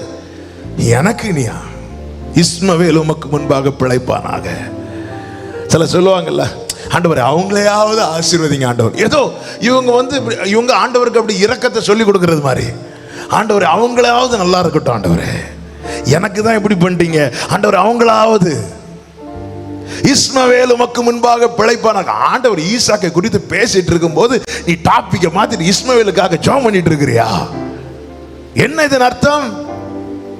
உன் இருதயத்துக்குள்ள இருக்கிற சந்தேகம் உனக்கு தேவன் கொடுக்கிற நன்மையை ஏற்க மறுக்கிறது.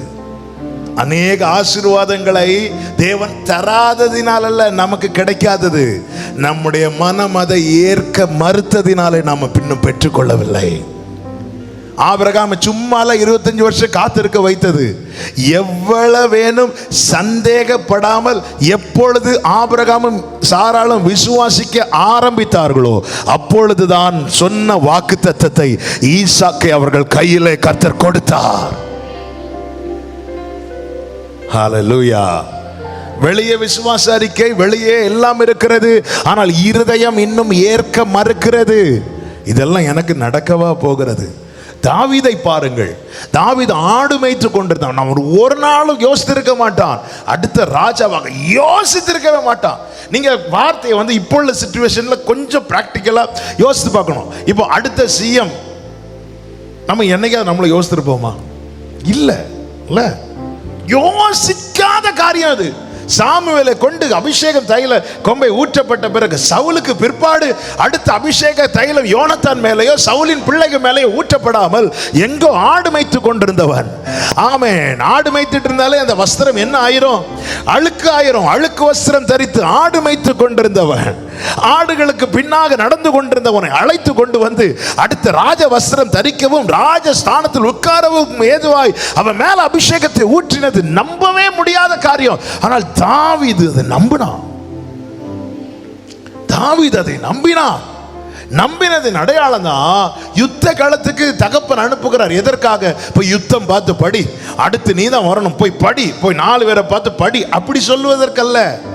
சாப்பாடு கொடுத்துட்டு வாப்பா, அண்ணன்களுக்கு சாப்பாடு கொடுத்துட்டு, இதுக்கு தான் அனுப்புனா. ஆனா தாவீது அந்த இடத்துல வந்து சொன்ன ஒரு வார்த்தை என்ன தெரியுமா?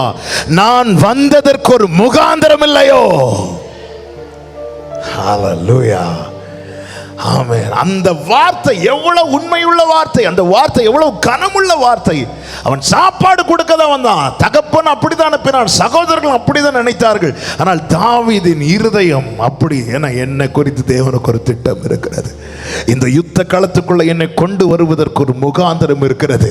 சவுலுக்கு முன்பாக நின்று ஆமென் தம்புரு வாசித்துக் கொண்டிருப்பதற்கு ஒரு முகாந்திரம் இருக்கிறது.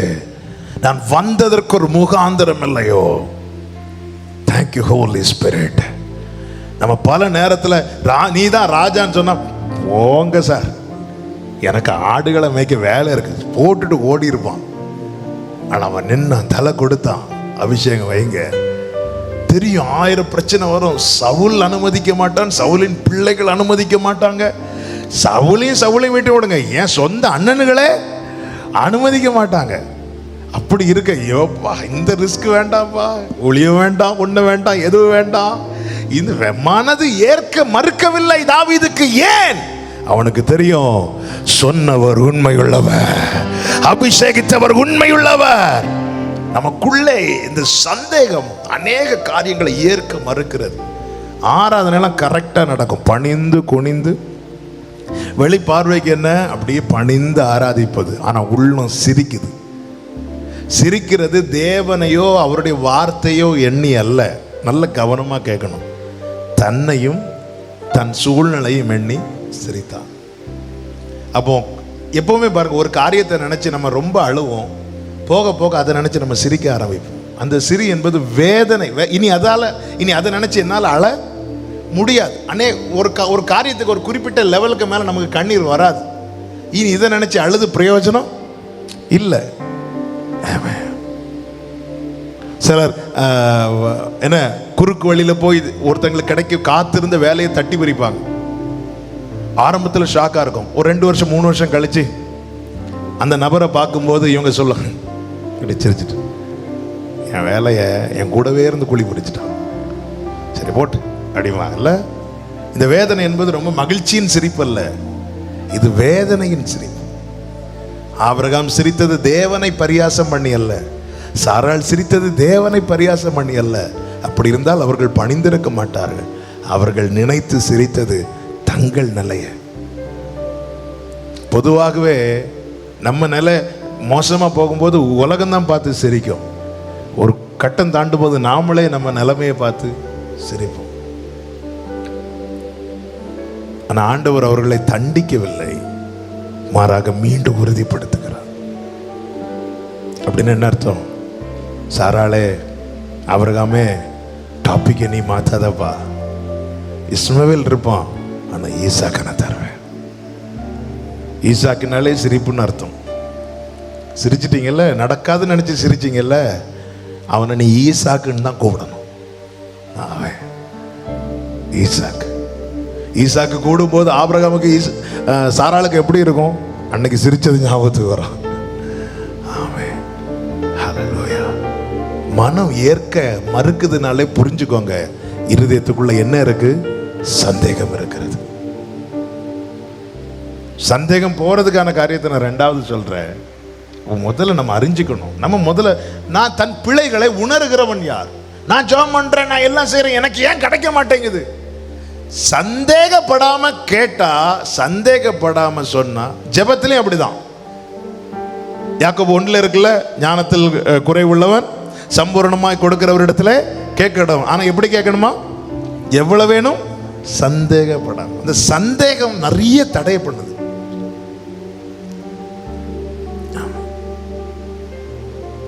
சந்தேகம் மனம் ஏற்க மறுக்கும். வார்த்தை வரும் பாருங்க, எனக்குரியது எனக்கு நடக்கும் இருக்கிறவங்களால துதிக்காம இருக்க முடியாது. அவங்களோட நாமே நாளையான்னு சொல்லி அதை ரிசீவ் பண்ணுவாங்க. மற்றபடி அப்படியே எங்கேயாவது பார்த்துட்டு மனம் ஏற்க மறுக்கிறது. இப்போ சந்தேகம் நமக்கு பெரிய கண்ணி, சந்தேகம் நமக்கு பெரிய தடை. அந்த தடையை இன்னைக்கு உடைக்கிறதுக்கு தான் கர்த்தர் இந்த வார்த்தைகளை தந்து கொண்டிருக்கிறார். அப்போ நான் எனக்குள்ளே சந்தேகம் இருக்கிறதா என்பதை நான் அறியதான் இப்படிப்பட்ட வார்த்தைகள். மனம் ஏற்கிறதா? கர்த்தர் நம்மோடு பேசுகிற வார்த்தை மனம் ஏற்கிறதா? நடக்க கூட முடியாம இருக்கிறோம். அந்த நேரத்தில் ஆண்டவருடைய வார்த்தை வருது, அவர் உன் கால்களை மான் கால்களை போல் ஆக்கி உன்னை ஓட பண்ணுவார்னா, இங்கே எழும்பி நிற்கவே முடியல. மனம் ஏற்க முடியுதா? மறுக்குதுனால உள்ள என்ன செய்யுது? சந்தேகம். சந்தேகத்தின் அறிகுறி என்ன? மனம் ஏற்க மறுக்கும். 2வது மத்தேயு 10வது அதிகாரம் 14வது அதிகாரம் 30-31 வசனங்கள்.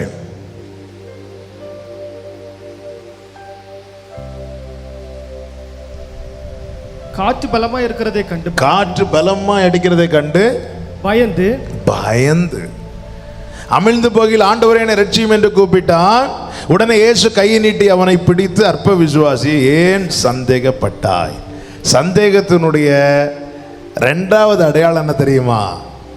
இயேசுவை பார்த்துட்டு இருக்கிற கண்கள் சூழ்நிலையும் ஒரு ரவுண்ட் அடிக்கும், அப்படி சுத்தி பார்க்கும்.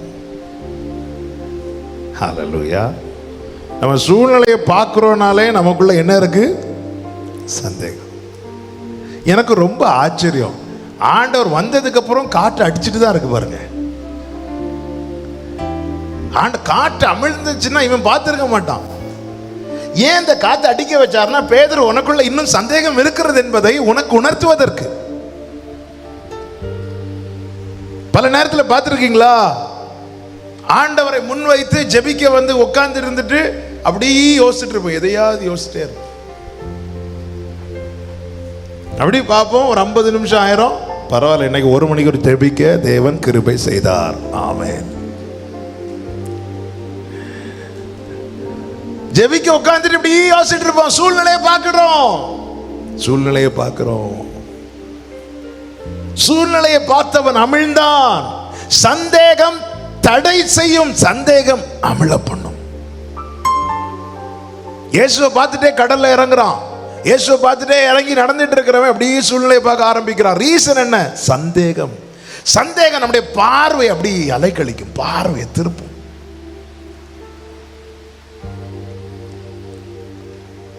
எதை நாம் பார்க்கிறோம்? என் கண் இயேசுவை மட்டும் தான் பார்க்குதுன்னா என் இருதயத்துக்குள்ள எவ்வளவு வேணும் சந்தேகம் இல்லைன்னு அர்த்தம். இல்ல சூழ்நிலையும் அப்பப்ப பார்த்துட்டு வருதுன்னா அப்பப்ப இந்த சந்தேகம் எழும்பி வருது. அதே 14வது அதிகாரத்துல இயேசுவின் இடத்துல சீஷர்கள் வந்து என்ன சொல்றாங்க? ஆமென். 15வது வசனத்தை வாசிங்க. சாயங்காலமான போது அவருடைய சீஷர்கள் அவரிடத்தில் வந்து, இது வனாந்தரமான இடம். ஆண்டவருக்கு சொல்லி கொடுக்குறாங்க, இது எப்படிப்பட்ட இடம்? வனாந்தரமான இடம். ஏன் அப்படி சொல்றாங்க? சந்தேகம். என்ன விசுவாசிக்கிறவன் என்ன சொல்லுவான் அந்த வனாந்தரத்தை பார்த்து? இது இயேசு இருக்கிற இடம். ஆண்டவரே இது வனாந்தரமான இடம், எல்லாரையும் போக விடுங்க அப்படின்னா என்ன அர்த்தம்? இங்கே உங்களால எதுவுமே செய்ய முடியாது. இங்க உங்களால ஆண்டவரே இது வனாந்தரம், ஜனங்களை போக விடுங்க. அதன் அர்த்தம் என்ன? இங்க உங்களால எதுவுமே செய்ய முடியாது. சந்தேகம். நான் இது எதுக்கு சொல்றேன்னா, எனக்குள்ள எவ்வளவு சந்தேகம் இருக்கிறது என்பதை நாம் உணர்ந்து கொள்ள. நமக்குள்ள எவ்வளவு சந்தேகம் இருக்கு. நம்ம ஜெபத்தில் உட்கார்ந்துருந்து அப்படியே ஏதாவது யோசிச்சுட்டு இருக்கிறோம்னாலே நம்முடைய கண்கள் இன்னும் நேராய் நோக்கவில்லை. நமக்குள்ளே இருக்கிற சந்தேகம் நம்முடைய கண்களை கிறிஸ்துவை விட்டு திருப்பும். அங்க பாரு, காத்தாடிக்குது பாரு, இங்க பாரு, அவங்கள பாரு, அந்த வீட்டில் பாரு, இதே சிம்டம்ஸ் தான் அவங்களுக்கு இருந்துச்சு. 4 நாள்ல போயிட்டாங்க பாரு, உனக்கு இதே தான் வருது, முடிஞ்சு. நாமே நமக்குள்ளே பயத்தை உண்டாக்குவோம் தெரியுமா? யோசித்து ஒண்ணுமே நடந்திருக்காது. யோசித்து பயந்து ஒரு மாதிரி வெப்பராளெல்லாம் வந்து அப்படியே தண்ணீர்லாம் குடிச்சு நைட்டெல்லாம் என்ன இல்லை இப்படி நடந்தா எப்படின்னு யோசித்து பார்த்தேன். ஒரே பயமா இருக்கு. ஒரு நாள் பிறப்பதையே நீ அறியாயே. நீ என்னன்னா 2030 உள்ள காரியத்தை குறித்து யோசிச்சுட்டு இருக்கிற. நாளைக்கு உள்ளதே நீ அறியாயே. ஒரு நாள் பிறப்பதையே நீ அறியாயே. ஆண்ட சமூகத்தில் இப்படி இருந்துட்டு ஆண்டவரேன்னு சொல்லிட்டு அப்படியே யோசிச்சுட்டு இருக்குது. இது எதை காண்பிக்கிறது தெரியுமா? நமக்கு ஜெப வரம் இல்லை.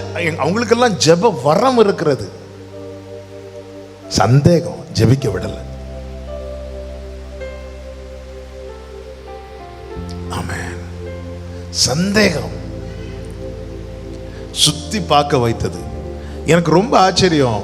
முதல் காரியம், இயேசு வந்ததுக்கு அப்புறம் காற்று அடங்கல. 2வது காரியம், இயேசுக்கு முன்னாடியே பேதுரு உள்ள போறான். இயேசுக்கு முன்னாடியே பேதுரு மூழ்கிட்டு இருக்கிறான். ஹல்லேலூயா. அடுத்த கேள்வி, ஏன் ஆண்டவர் மூழ்க அனுமதித்தார்? சரி, பேதுரு நடக்கும் போது சுத்தி பார்த்தானா இல்ல உள்ள மூழ்கின போது சுத்தி பார்த்தானா? நடக்கும்போது. உள்ள மூழ்கின போது யாரை பார்த்தா? இப்ப புரியுதா? ஒழுங்கா நடக்கும்போது அவரை பார்க்கலன்னா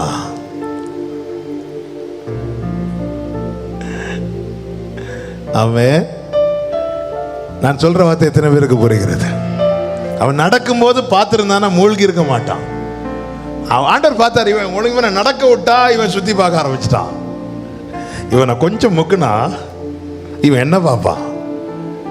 தேவன் நெருக்கத்தை அனுமதிக்கிறதே அவரோடு நெருங்குவதற்காக மாத்திரமே. நடக்கும் போதே பார்த்திருந்தா மூழ்க தேவை வந்திருக்காது. ஏன் ஆண்டவரே, உண்மை நம்பிதானே நான் நடக்கிறேன், என்ன ஏன் இந்த பிரச்சனையில் என்ன இப்படி மூழ்க வைக்கிறீங்க? உன் கண்ணு என்ன மட்டும்தான் பார்க்கணும். ஆமென்.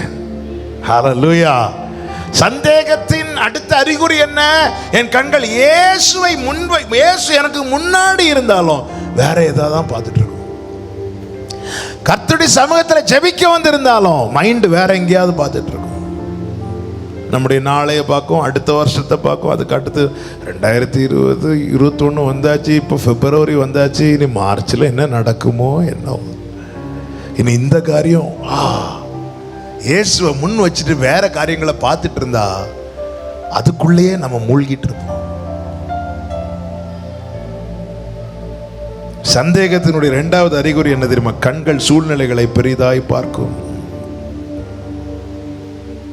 இயேசுவை பெருசா பார்க்கிறவனுக்குள்ள விசுவாசம் பெருசா வளரும். பெருசா பார்க்கிறவங்களுக்குள்ள சந்தேகம் பெருசா வளரும். ஆபிரகாமுடைய குவாலிட்டி அதுதான். ஆரம்பத்தில் அவனுடைய சந்தேகங்களை தேவ சமூகத்தில் கொட்டி தீர்த்தான். அடியனுக்கு என்ன தருவீர்? 100 வயதானவனுக்கு பிள்ளை பிறக்குமா? 90 வயதான சாராளுக்கு இது நடக்குமா? ஆண்டவர் வார்த்தையை அனுப்பி அனுப்பி அவனை டியூன் பண்ணி, வேதம் சொல்லுகிறது, நம்புவதற்கு ஏதுவல்லாத சூழ்நிலையில தான் ஆபிரகாமை நம்பிக்கையோட விசுவாசிக்க வைத்தார். ஆமென். கண்கள் சூழ்நிலைகளை பெருசா பார்க்குதா? நமக்குள்ள சந்தேகம் இருக்கு, அது மாறணும். மூன்றாவது, யாக்கோபு 1வது அதிகாரம் அதனுடைய 6வது வசனம், 5-6 வசனங்களை வாசிக்கும்.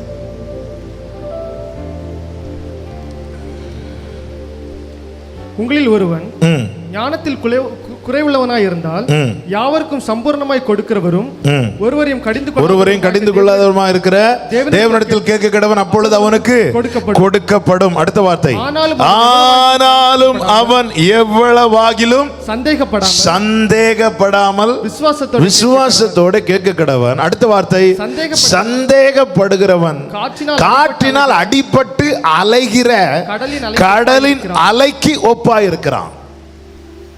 சந்தேகப்படுகிறவனுக்கு எதையுமே சரியாய் செய்ய முடியாது. அலைகள் வரும் பார்த்துருக்கீங்களா?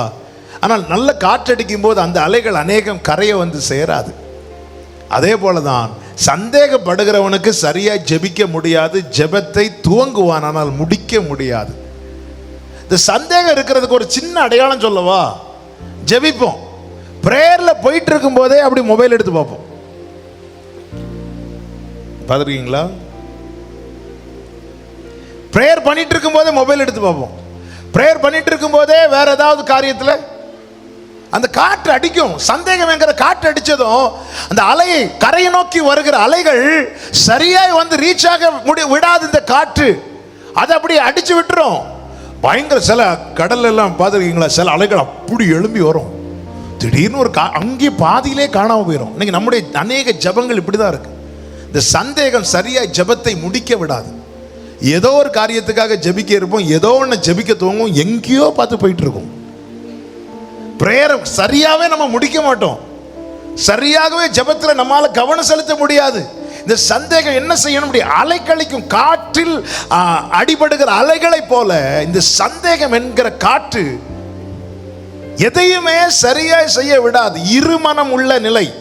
புரியும்படி சொல்றேன். இன்னைக்கு மாலையில் நம்ம நினைக்கிறோம், இன்னைக்கு 5 மணிலேருந்து 6 மணி வரை ஜெபத்தில் இருக்கணும். கரெக்டாக நினைப்போம். 4:45 இந்த காத்தடிக்கும். சரி, நாளைக்கு நம்ம ஜெபம் பண்ணிக்கலாம். இது எதை காண்பிக்கிறது? நமக்கு சூழ்நிலை சரியில்லை என்பதையா? இல்லை, நமக்குள்ளே சந்தேகம் இருக்கிறது என்பதை காண்பிக்கிறது. சரி, நாளைக்கு நம்ம ஃபாஸ்டிங் இருப்போம். நாளைக்கு சனிக்கிழமை, நாளைக்கு ஃபாஸ்டிங் இருப்போம். காலையிலேருந்து மதியம் வரைக்குமாவது இருப்போம் அப்படின்னு சொல்லிட்டு நைட்டு வரை பிளான் பண்ணுவோம். அடுத்த நாள் காலையில் எழும்பும்போது கொஞ்சம் டல்லாக இருக்கும். சரி ஆண்டவரே, நாங்கள் 10 மணிலேருந்து இருக்கிறேன், அந்த டைம் அப்படி ஸ்கிப் பண்ணுவோம் பாருங்க. இதுதான் காற்றில் அடிபடுகிற அலைகள். சரியா எழும்பி வரும், சரியா கரையை போய் ரீச் ஆகாது. சந்தேகம். எனக்கு எத்தனை ஜெபத்தை இப்படி ஸ்கிப் பண்ணியிருக்கோம். ரீசன் என்ன? எனக்கு பலவீனம், எனக்கு உடம்பு முடியல, 1000 காரணங்கள் சொல்லுவோம். ஆண்டவர் கற்றுத்தந்த காரியம் இதுதான். சந்தேகம். சந்தேகம் என்கிற காற்று அடிக்கிறது. சந்தேகம் தடையாய் நிற்கிறது. சந்தேகம் அமிழ்த்துகிறது. சந்தேகம் காற்றாய் அடித்து எதையுமே சரியாய் செய்ய விட மாட்டேங்குது.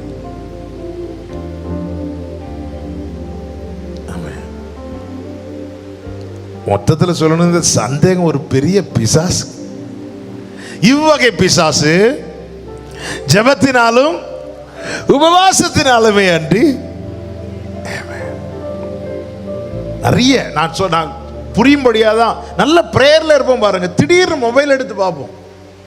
இந்த தப்பு எல்லாரும் பண்ணியிருக்கிறோம், நானும் பண்ணியிருக்கிறேன். எல்லாரும். இது எதை காண்பிக்கிறதுன்னா, அந்த ஒரு காற்றடி, சந்தேகங்கிற ஒரு காற்றடிச்சது அப்படி பார்ப்போம். ஒருத்தங்க நமக்கு ஃபோன் பண்ணணும், அவங்க ஃபோன் பண்ணதுக்காக வெயிட் பண்ணிட்டு இருக்கோம். அப்போ ஃபோனே வரல. உடனே நம்ம ஜெபத்தில் இருக்கிறோம். ஆண்டவரே அந்த நபரோடு எப்படியாவது இடைப்படுங்க ஆண்டவரே, பேசுங்க ஆண்டவரே. ஜெபத்தை முடிச்சிருக்க மாட்டோம், இருந்தாலும் இப்படியே பார்ப்போம், ஃபோன் வந்திருக்கா அப்படின்னு பார்ப்போமா இல்லையா? அப்போ இந்த ஜெபம் என்ன ஆகல, உண்மையில கேட்கப்படாது. ஏன்னா சந்தேகம் இந்த ஜெபத்தை சரியா முடிக்க விடாது. எத்தனை ஜெபத்தில் இருந்துட்டு ஒருத்தங்க வந்தாங்க, ஒருத்தங்க போனாங்க, ஒருத்தங்க கூப்பிட்டாங்க, நம்ம எழுப்பி போறோம்ல, ஜெபத்தை ஒழுங்கா முடிக்கிறோமா? ஏன் முடிக்கல தெரியுமா? காட்டு அடிச்சிட்டு இந்த அலை போய் கரையை சேர மாட்டேங்குது. என்னுடைய ஜெபம் என்கிற அலை மறுகரையில் இருக்கிற கர்த்தரிடத்துல போய் சரியா சேரணும்னா இந்த சந்தேகங்கிற காற்று அதை அடிக்க கூடாது.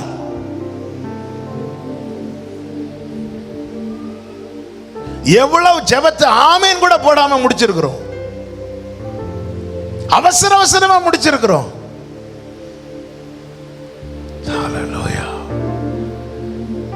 ஏன்? இது எதை காண்பிக்கிறது? நம்முடைய இருதயத்தில் சந்தேகம் இருக்கிறது. 4வது லூக்கா 24வது அதிகாரம் 38வது வசனம்.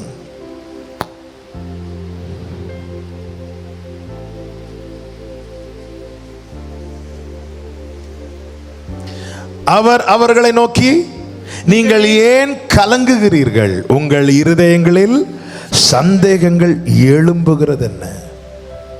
அதுக்கு முந்தின வசனத்தை வாசிங்க. அவர்கள் கலங்கி பயந்து. அதுக்கு முந்தின வசனம் 36ல இருந்து. இவைகளை குறித்து அவர்கள் பேசிக் கொண்டிருக்கையில் இயேசு தாமே அவர்கள் நடுவில் நின்று, உங்களுக்கு சமாதானம் என்றால் எவ்வளவு சந்தோஷப்பட்டு ஆமென் சொல்லி இருக்கணும். ஆனால் அவர்கள் என்ன செய்தாங்க? கலங்கினாங்க. அதன் காரணம் என்ன? 38வது வசனம். இயேசு அவர்களை பார்த்து கேட்கிறார், நீங்கள் ஏன் கலங்குகிறீர்கள்? உங்கள் இருதயங்களில் சந்தேகங்கள் எழும்புகிறது என்ன? சந்தேகத்தினுடைய அடுத்த அறிகுறி என்ன தெரியுமா?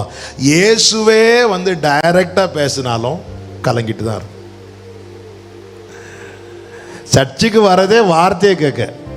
வார்த்தை நீ பயப்படாத, உனக்கு சொன்னாலும் கலக்கம் போகாது. என் பிரச்சனை உங்களுக்கு என்ன தெரியும்? இங்க இயேசுவே வந்து சொன்னதுக்கு அப்புறமும் கலக்கம். காரணம் என்ன? காரணம் சந்தேகம்.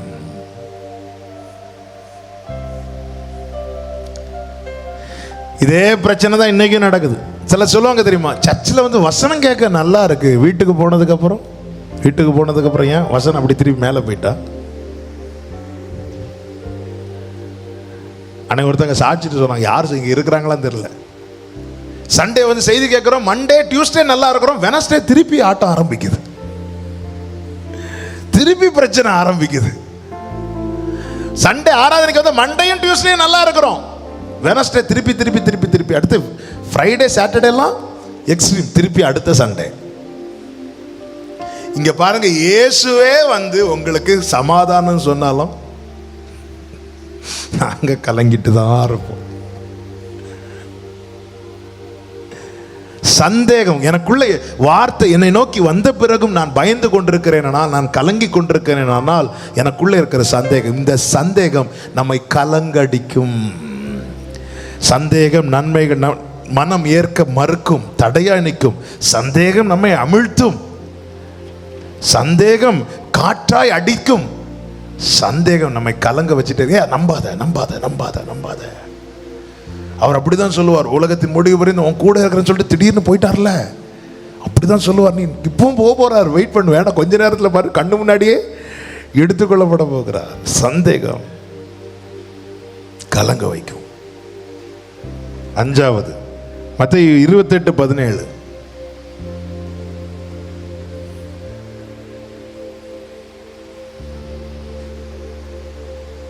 அங்கே அவர்கள் அவரை கண்டு பணிந்து கொண்டார்கள், சிலரோ சந்தேகப்பட்டார்கள்.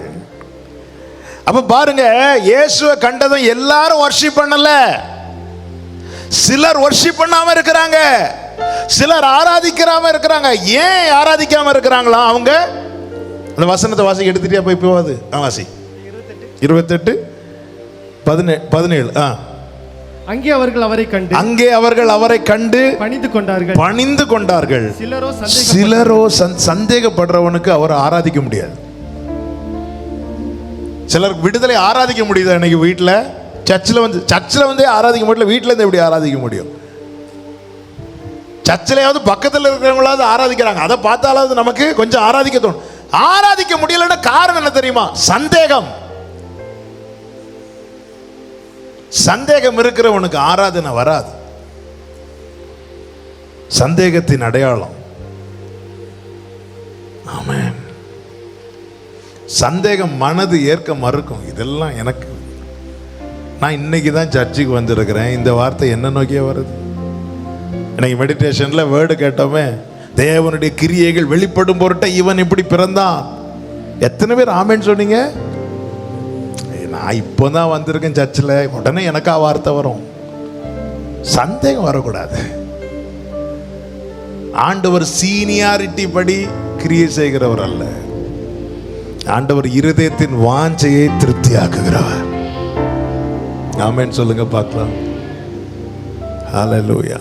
வாஞ்சையோடு தேவசமத்தில் வந்து அமரும் போது கர்த்தர் கிரியை செய்வார். மனுஷங்க பார்வை தான் வேற, ஊழியர்கள் பார்வையும் வேறையா இருக்கலாம். ஆனால் கர்த்தருடைய பார்வை அப்படி கிடையாது. அவர் உண்மையாய் தம்மை நோக்கி கூப்பிடுகிற யாவருக்கும், உண்மையாய் தம்மை நோக்கி கூப்பிடுகிற ஊழியர்களுக்கு அல்லது மூப்பர்களுக்கு அல்லது அப்படி அல்ல, யாவருக்கும். என்னை நோக்கி வருகிற வார்த்தை என் மனம் ஏற்க மறுக்குதுனால உள்ள சந்தேகம் இருக்கு.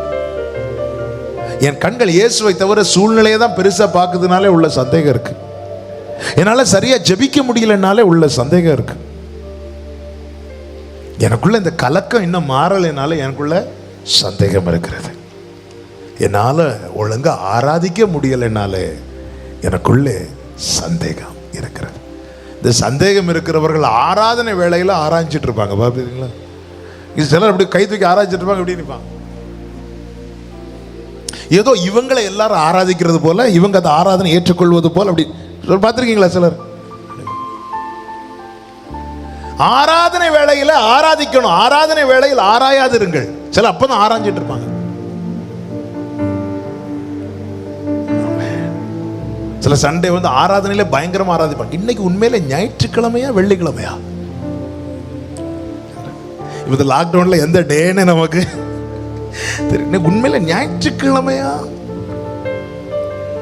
ஹல்லேலூயா. சிலர் கொஞ்சம் ஆராதனைக்கு சீக்கிரம் வந்துட்டு யாரும் இல்லாததும் இன்னைக்கு ஆராதனை இல்லையோ?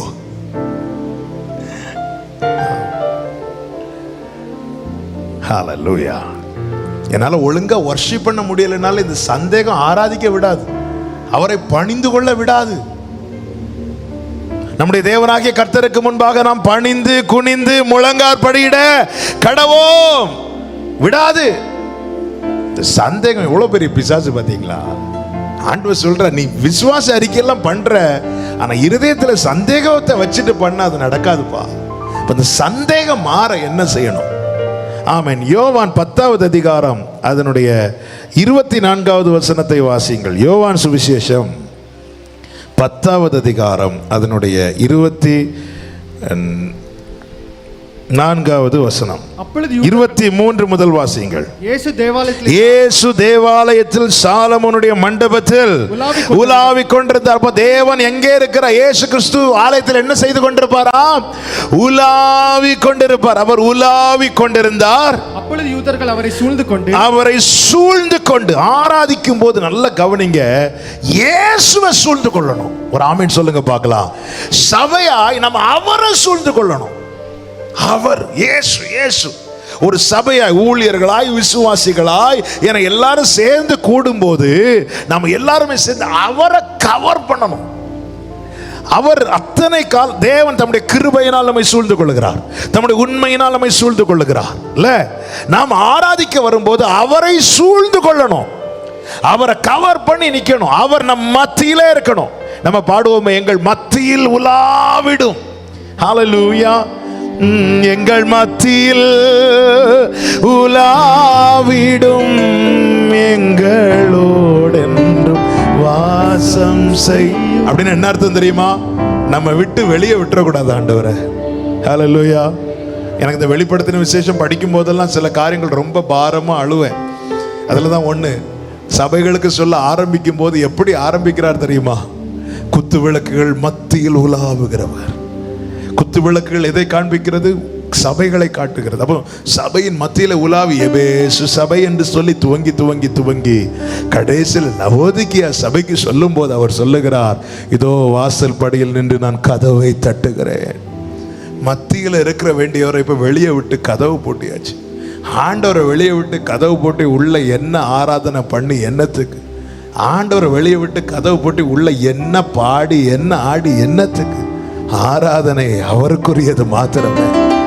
ஆமென். அவர் மத்தியில் இருக்கணும். நம்ம ஆராதிக்கும் போது ஆமென். நான் அன்பா கேட்கிறேன், ஆராதனைக்காக ஜெபிக்கிறவர்கள் பாக்கியவான்கள்.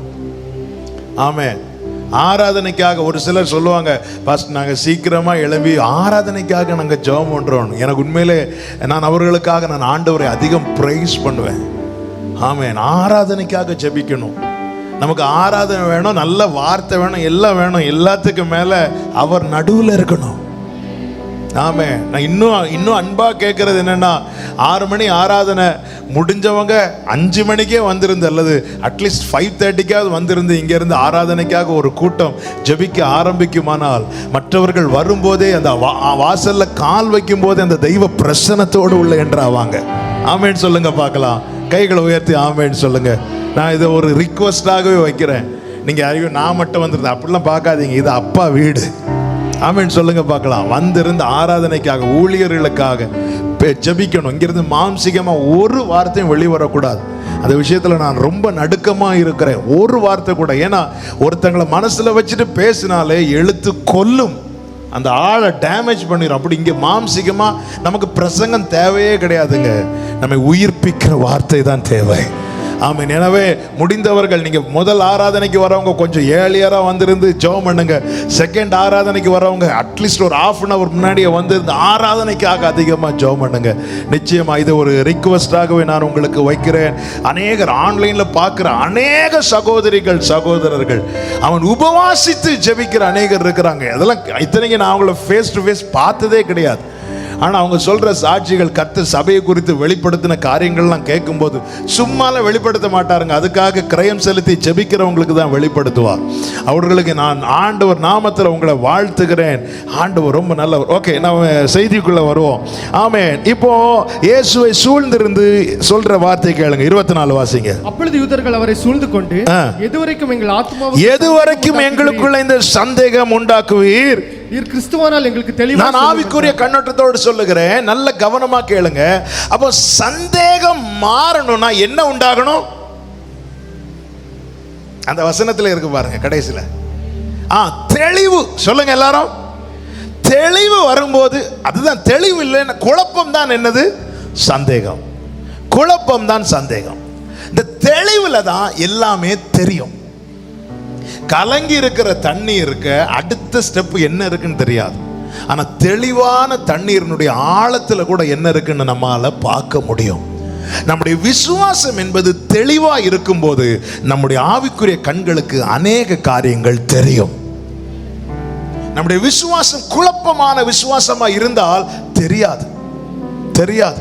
இந்த பனி டைம்ல எல்லாம் கார் ஓட்டும் போது தெரியாது. என்னதான் லைட் போட்டாலும் தெரியாது. ஒரு 5 அடி 10 அடி மேக்சிமம் தெரியும். அடுத்து என்னன்னு தெரியாது. அப்போ உயிரையும் கையில் பிடிச்சிட்டு தான் ஓட்டணும். சில இடத்துல ஆக்சிடென்ட்லாம் பார்த்தீங்கன்னா, அதுவும் அந்த பனி பிரதேசங்கள்லாம் ஆக்சிடென்ட் நடக்கும். ஒரு வண்டி இடிச்சிருக்கும், அடுத்த வண்டி கட கட கட கடன்னு வந்து இடிச்சு. எவ்வளோ பெரிய ஆக்சிடென்ட்ஸ் இப்படி நம்ம செய்தியில் கேள்விப்படுறோம்ல. ஏன்? எல்லாம் கலங்கி இருக்கிறது, ஒன்றுமே தெரியல. ஆனால் சில இடத்துல தெளிவாக தெரியும். இங்கேருந்து அவ்வளோ லாங் டிஸ்டன்ஸ் பார்க்க முடியும். அந்த தெளிவு நம்முடைய விசுவாச வாழ்க்கையில இருக்கணும். அந்த தெளிவு இல்லைன்னா எல்லாமே குழப்பமா தான் இருக்கும். நாளைய குறித்த கவலை இருக்கும். தெளிவு இருக்கிறவன் பாருங்கள், ஆபிரகாமை குறித்து என்ன சொல்லப்பட்டிருக்கிறது? அந்த தெளிவு இருந்ததனால் அவனை குறித்து எபிரேயர் 11 சொல்லப்பட்டிருக்கிறது, தூரத்திலே அவைகளை கண்டு நம்பி அணைத்து கொண்டான்.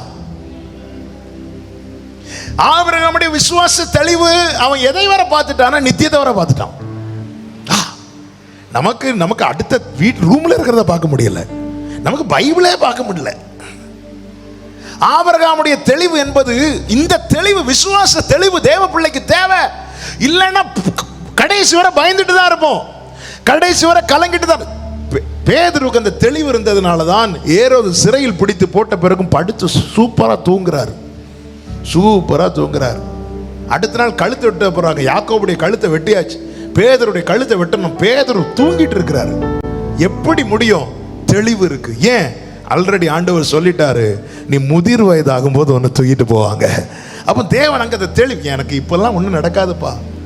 வாழ்க்கை குறித்த தெளிவு இருக்கணும், எதிர்காலத்தை குறித்த தெளிவு இருக்கணும், நாளைய குறித்த தெளிவு இருக்கணும், பிள்ளைகளை குறித்த தெளிவு இருக்கணும். இந்த தெளிவு உண்டாகணும். இந்த தெளிவு தான் நம்ம சந்தேகமற்ற நிலை. அப்போ இந்த தெளிவு உண்டாக நம்ம யாருக்கிட்ட வரணும்? தேவாலயத்தில் உலாவுகிற இயேசுவின் இடத்துல வரணும். ஆமென் சொல்லுங்க பார்க்கலாம். அதுதான் நான் அவர்கிட்ட வந்து, ஆண்டவரே எனக்குள்ள இந்த சந்தேகம் இருக்குப்பா, எனக்கு தெளிவு உண்டாக்கும், தெளிவு உண்டாக்கும். அதற்கு இயேசு சொன்ன பதிலை வாசியுங்கள். அடுத்து வாசியுங்கள். அவர்களுக்கு பிரதியுத்தரமாக, இயேசு அவருக்கு பிரதியுத்தரமாக, நான் உங்களுக்கு சொன்னேன், நீங்கள் விசுவாசிக்கவில்லை. என் பிதாவின் நாமத்தினாலே நான் செய்கிற கிரியைகளை என்னை குறித்து சாட்சி கொடுக்கிறது. அடுத்த வார்த்தை நல்ல கவனிங்க. 26வது வசனம். ஆனாலும் நான் உங்களுக்கு சொன்னபடி நீங்கள் என் மந்தையின் ஆடுகளாய் இராதபடியினால் விசுவாசியாமல் இருக்கிறீர்கள். நல்ல கவனிங்க. விசுவாசம் உள்ளவர்களாய், அதாவது தெளிவுள்ளவர்களாய் இருக்கணும்னா சும்மா இருக்கக்கூடாது, அவருடைய மந்தையின் ஆடுகளாய் இருக்கணும். இன்னும் சொல்லணும்னா ஒரே மேய்ப்பனின் ஆடுகளாய் இருக்கணும். ஒரே மேய்ப்பனின் ஆடுகள் என்பது நான் வந்து ஒரு குறுகின பார்வையில் சொல்லாமல், நான் அந்த தேவனை முன்னிறுத்தி இதை சொல்ல விரும்புகிறேன். நம்முடைய பிரதான மேய்ப்பராம் நம் ஆண்டவராகிய இயேசு கிறிஸ்துவின் மந்தையின் ஆடுகளாக இருக்கணும். அந்த ஒரே மேய்ப்பரின் ஆடுகளாக, அந்த மேய்ப்பருடைய ஆடுகளுடைய விசேஷம் என்ன? 10வது அதிகாரம் மேல படிக்கும் போது தெரியும். அதனுடைய 3-4 வசனங்களை வாசியுங்கள். வாசலை காக்கிறவன் அவனுக்கு திறக்கிறான், ஆடுகளும் அவன் சத்தத்துக்கு செவி கொடுக்கிறது. அவன் தன்னுடைய ஆடுகளை பெயர் சொல்லி கூப்பிட்டு அவைகளை வெளியே நடத்தி கொண்டு போகிறான்.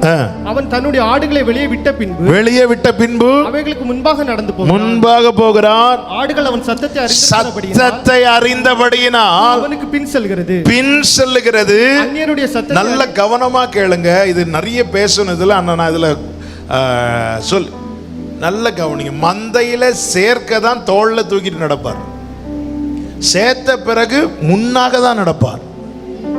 ஆமே, நம்ம இன்னும் என்ன தோல்ல தான் எனக்குள்ள தெளிவு உண்டாக்குவது தான் தேவனுடைய சித்தம். என்னை விசுவாசம் உள்ளவன் ஆக்குவதே தேவ சித்தம். நம்ம என்னை மந்தையில் எந்த ஆடை தோல்ல தூக்கிட்டு வந்தார்? காணாம போன ஆடை தூக்கி கொண்டு வந்து மந்தையில சேர்த்துட்டு மேய்ப்பன் என்ன செய்கிறார்? முன்னாக நடக்கிறார். முன்னாக சும்மா நடக்கல, அவர் சத்தம் போட்டுக்கொண்டே நடக்கிறார். அதுதான் சொல்லப்படுகிறது, மேய்ப்பனின் சத்தத்தை அறிந்த ஆடுகள் அதற்கு பின்னாக போகும். இனி நான் என்ன செய்யணும்? அவர் என்னுடைய மேய்ப்பர், நான் அவருடைய ஆடு. நான் இனி அவருக்கு பின்னாடி நடக்கணும். இல்ல ஆண்டவர் என்னை தூக்கிட்டு போ, இல்ல, என்னை வளர்த்துவதுதான். எந்த ஒரு பிள்ளையுமே, எல்லா பிள்ளைகளையும் தூக்குறது எந்த பெற்றோருக்கும் பிடிக்கும்.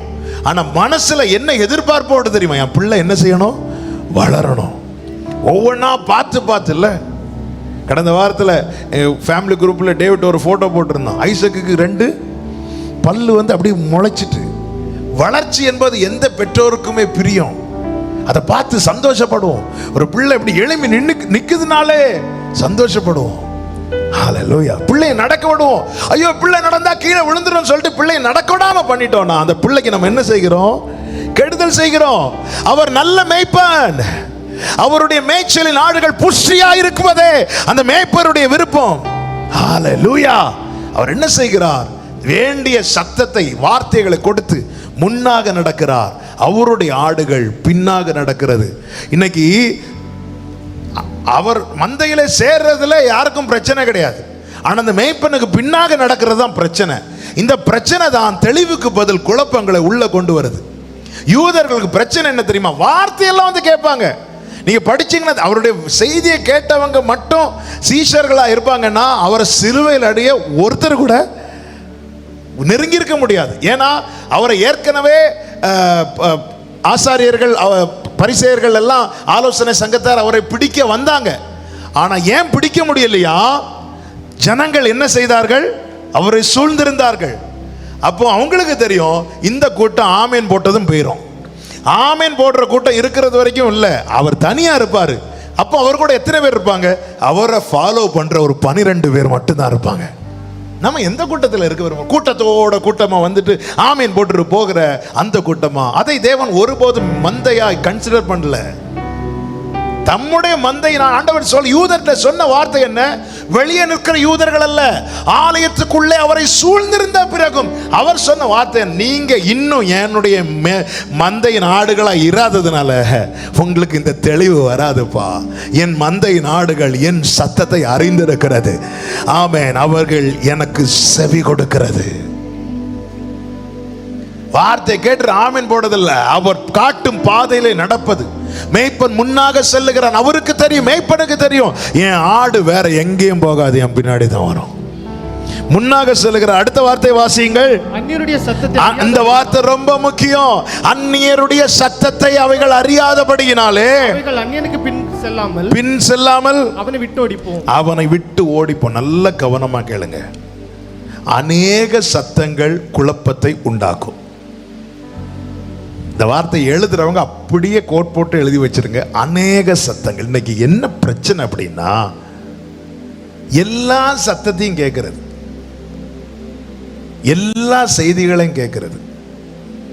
இது உண்மையில கர்த்தருடைய வார்த்தை தானா? இது வேதத்துக்கு ஒத்து இருக்கிறதா? அது ஆராயிறது கிடையாது. பிரச்சனை எங்க வருது நான் சொல்றேன். ஒரு காஸ்பல் டிவியை நிறைய கிறிஸ்டியன் சேனல்ஸ் இருக்குல்ல, ஆன் பண்ணி வைக்கிறது. காலையில் ஆன் பண்ணி நைட்டு வரை ஓடும். பாட்டு ஓடும், ஸ்தோத்திர சத்தங்கள் ஓடும், செய்திகள் ஓடும். ஒரு 10 செய்தியாவது 10 குறைவு வரும். அதில் எல்லாரும் சத்தியம்தான். பைபிள் கர்த்தரிடத்துலேருந்து வார்த்தையை வாங்கி பேசுகிறாங்களா, வேதத்தில் உள்ளது தான் பேசுகிறாங்களா, இது ஆராயிறது கிடையாது. கேட்டால் கிறிஸ்டின் சேனல் தானே, ஓடட்டும். அதில் வேதத்துக்கு முரணாய் பேசுகிறவங்க இருக்கிறாங்க. இன்னைக்கு துருபதேசம் அதிகமாய் பரவுகிறது. என்ன வேணாலும் செய்யலாங்கிற ஒரு பரிதாபமான நிலைமையை நோக்கி செல்கிறது. டிவியில் யார் பேசுறாங்க? அவங்க பேசப்படுகிற வார்த்தை என்ன? பெரோயா பட்டணத்தை போல இருந்தால் மாத்திரமே இந்த கடைசி காலத்தில் சத்தியத்தில் நிற்க முடியும்.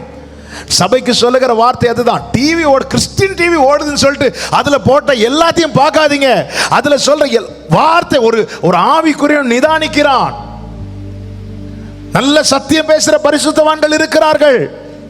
கர்த்தருக்காய் வைராக்கியம் பாராட்டுகிற பரிசுத்தவான்கள் இருக்கிறார்கள். அப்படி இருக்கிறதுனாலதான் தேசம் இன்னும் காக்கப்படுகிறது.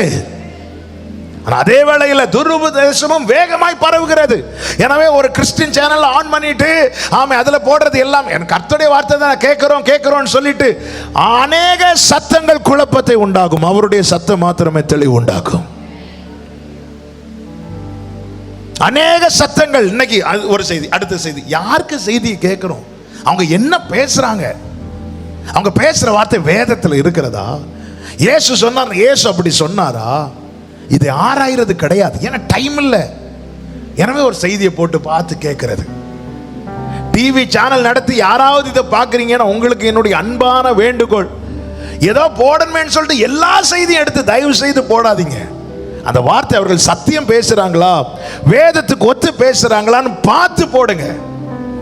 ஆமென். காரணம் இந்த டிவி சேனல், யூடியூப் சேனல் இது இன்னைக்கு அநேக ரீச் பண்றதுக்கான ஒரு நல்ல ஒரு மீடியமா இருக்கிறது. அதனால பாருங்க, என்ன ஒரு சின்ன ஒரு டிராப் விஷம் போதும், ஒரு டிராப் பாய்சன் போதும். செத்த ஈக்கள் பரிமள தைலம் முழுவதும் என்ன செய்யுமா? கெட்டு போக பண்ணுமா? இன்னைக்கு கர்த்தருடைய சத்தம் கேட்கத்தக்க எவ்வளவு வசதிகள் ஆண்டவர் நமக்கு ஏற்படுத்தி கொடுத்திருக்கிறாங்க. அதுல சரியானதை விதைக்க வேண்டும். நான் இங்கே செய்தி கேட்கிறவங்களுக்கு சொல்றேன், வேதத்துக்கு மாறாய் பேசினா நீங்க கொஸ்டின் பண்ணணும். அப்படி பண்ணலன்னா நீங்க உங்களை வஞ்சிக்கிறீங்கன்னு அர்த்தம். பைபிள்ல இருக்கான்னு பார்க்கணும். பெரோயா பட்டணத்தார் அதை செய்தாங்க. பவுல் எவ்வளவு பெரிய அப்போஸ்தலன், கர்த்தருடைய பாதத்திலிருந்து படித்தவன். கலாத்தியருக்கு சொல்றாரு, இயேசுவே எனக்கு அதை வெளிப்படுத்தினார். அப்போ எவ்வளவு பிரசன்னத்திலிருந்து வார்த்தையை வாங்குறவன். பிரசனத்திலிருந்து வார்த்தையை வாங்குறவன் பெரோயா பட்டணத்தில் போய் ப்ரீச் பண்ணதும் பெரோயா பட்டணத்தில் வீட்டில் வந்து பைபிள் எடுத்து பார்ப்பாங்க, அது உண்மைதானா, அப்படி இருக்குதா, அப்படி பார்த்ததுனால அவங்க தெசலோனிக்கேயர் பட்டணத்தை காட்டிலும் அவர்கள் நற்குணசாலிகளாக இருந்தார்கள். ஏன் இன்னைக்கு தெளிவில்லை தெரியுமா? எல்லாத்தையும் போட்டு கேட்குது. சரி, அவங்களுக்கு அதை கொஞ்சம் கேட்போம், இவங்களுக்கு அதை கொஞ்சம் கேட்போம், அப்படி கொஞ்சம் கேட்போம். ஆண்டவர் உங்ககிட்ட ஒரு வார்த்தையை பேசியிருப்பாங்க, அதை அவங்க எடுத்து முரணா பேசும்போது என்ன ஆயிரும்? குழப்பம் உண்டாகும். செய்தி கேட்டு தெளிந்தவங்களை விட அநேக செய்திகளை கேட்கிறவங்களுக்குள்ள நிச்சயம் குழப்பம் தான் உண்டாகும், தெளிவு உண்டாகாது. எப்போ எந்த ஒரு செய்தி ஆகட்டும், ஈவன் இந்த செய்தி ஆகட்டும், ஆண்டவர்கிட்ட கேட்கணும். ஆண்டவர் உங்க சித்தானா என்ன அங்க கொண்டு போங்க, உங்க சித்தானா என்ன இந்த செய்தியை கேட்க வைங்க. சித்தம் இல்லையா ஸ்டாப் பண்ணிருங்க. ஆமென்.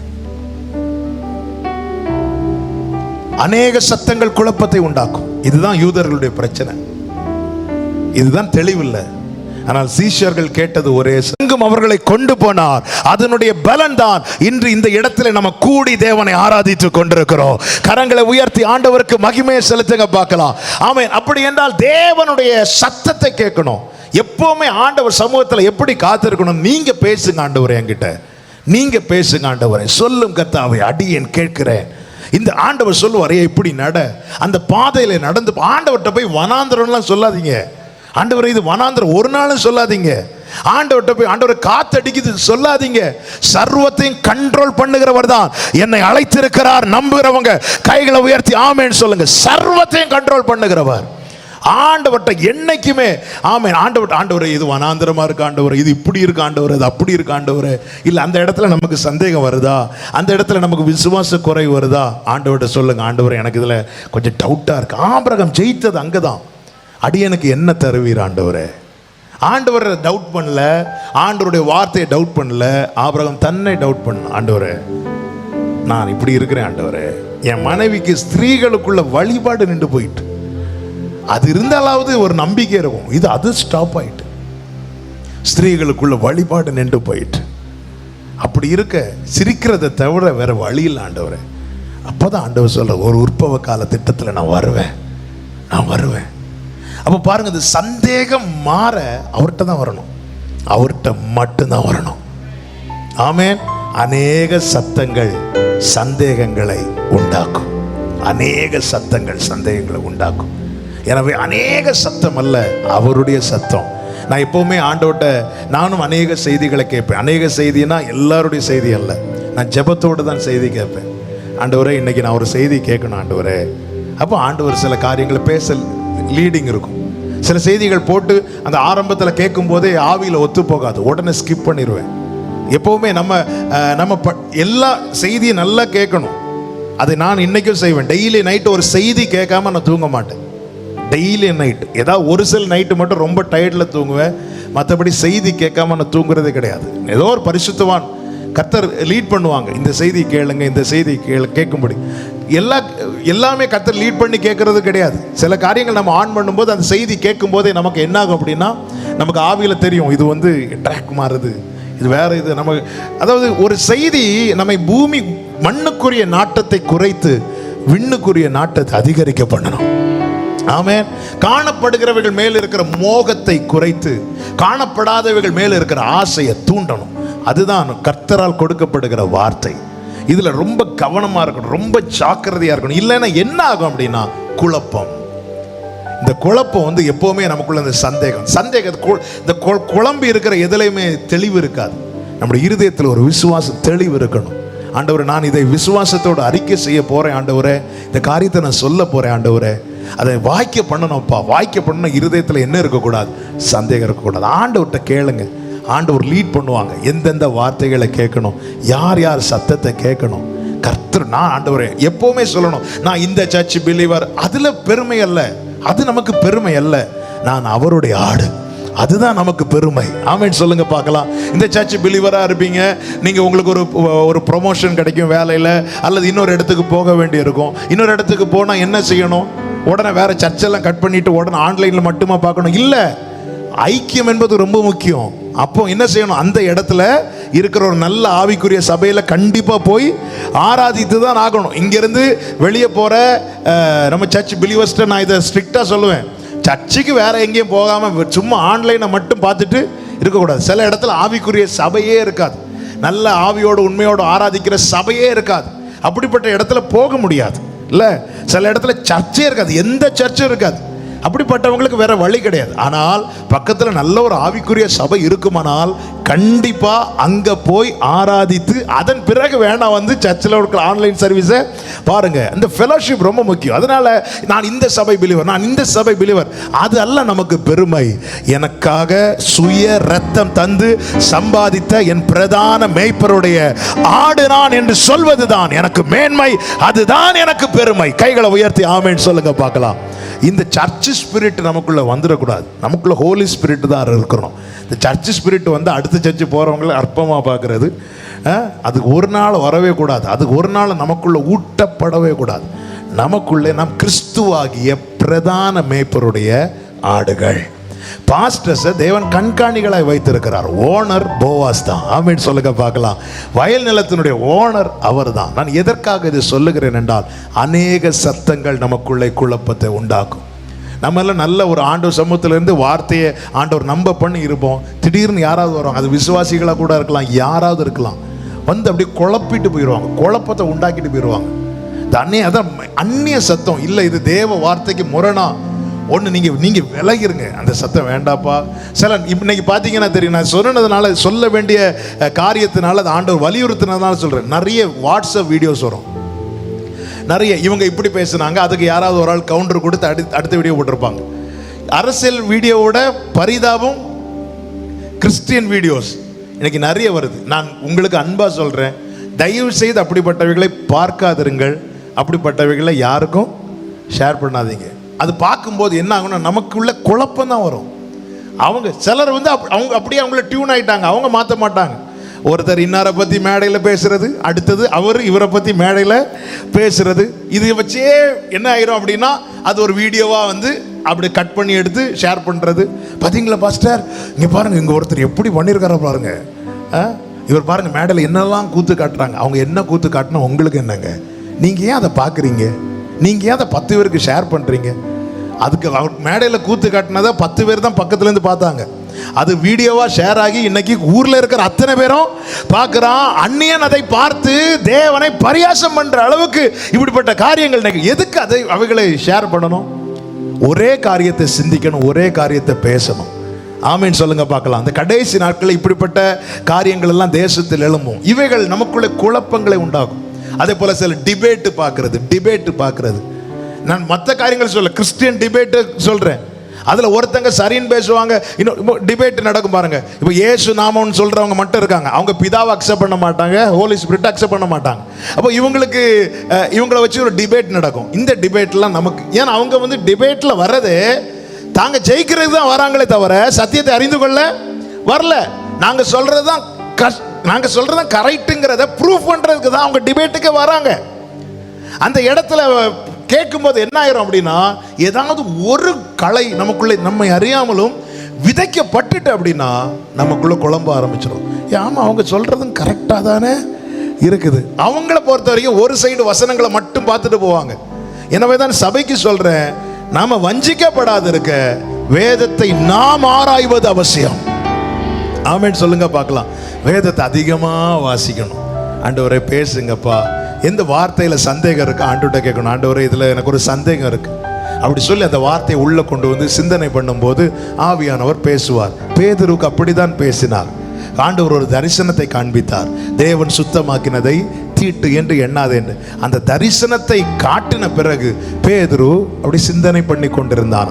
அப்பொழுது ஆவியானவர் பேசுகிறார், நீ சந்தேகப்படாதப்பா, நீ அவங்க வரவங்கள்ட்ட போ அப்படி. அப்போ அந்த சந்தேகம் கிளியர் ஆகுது. எப்பவுமே கர்த்தருடைய வார்த்தையை உள்வாங்கி அதை சிந்தையில கொண்டு வந்து தியானிக்கும் போது தெளிவின் ஆவியானவர் நாம் ஆராதிக்கிறவர். கைகளை அவர் அசைவாடுவார்.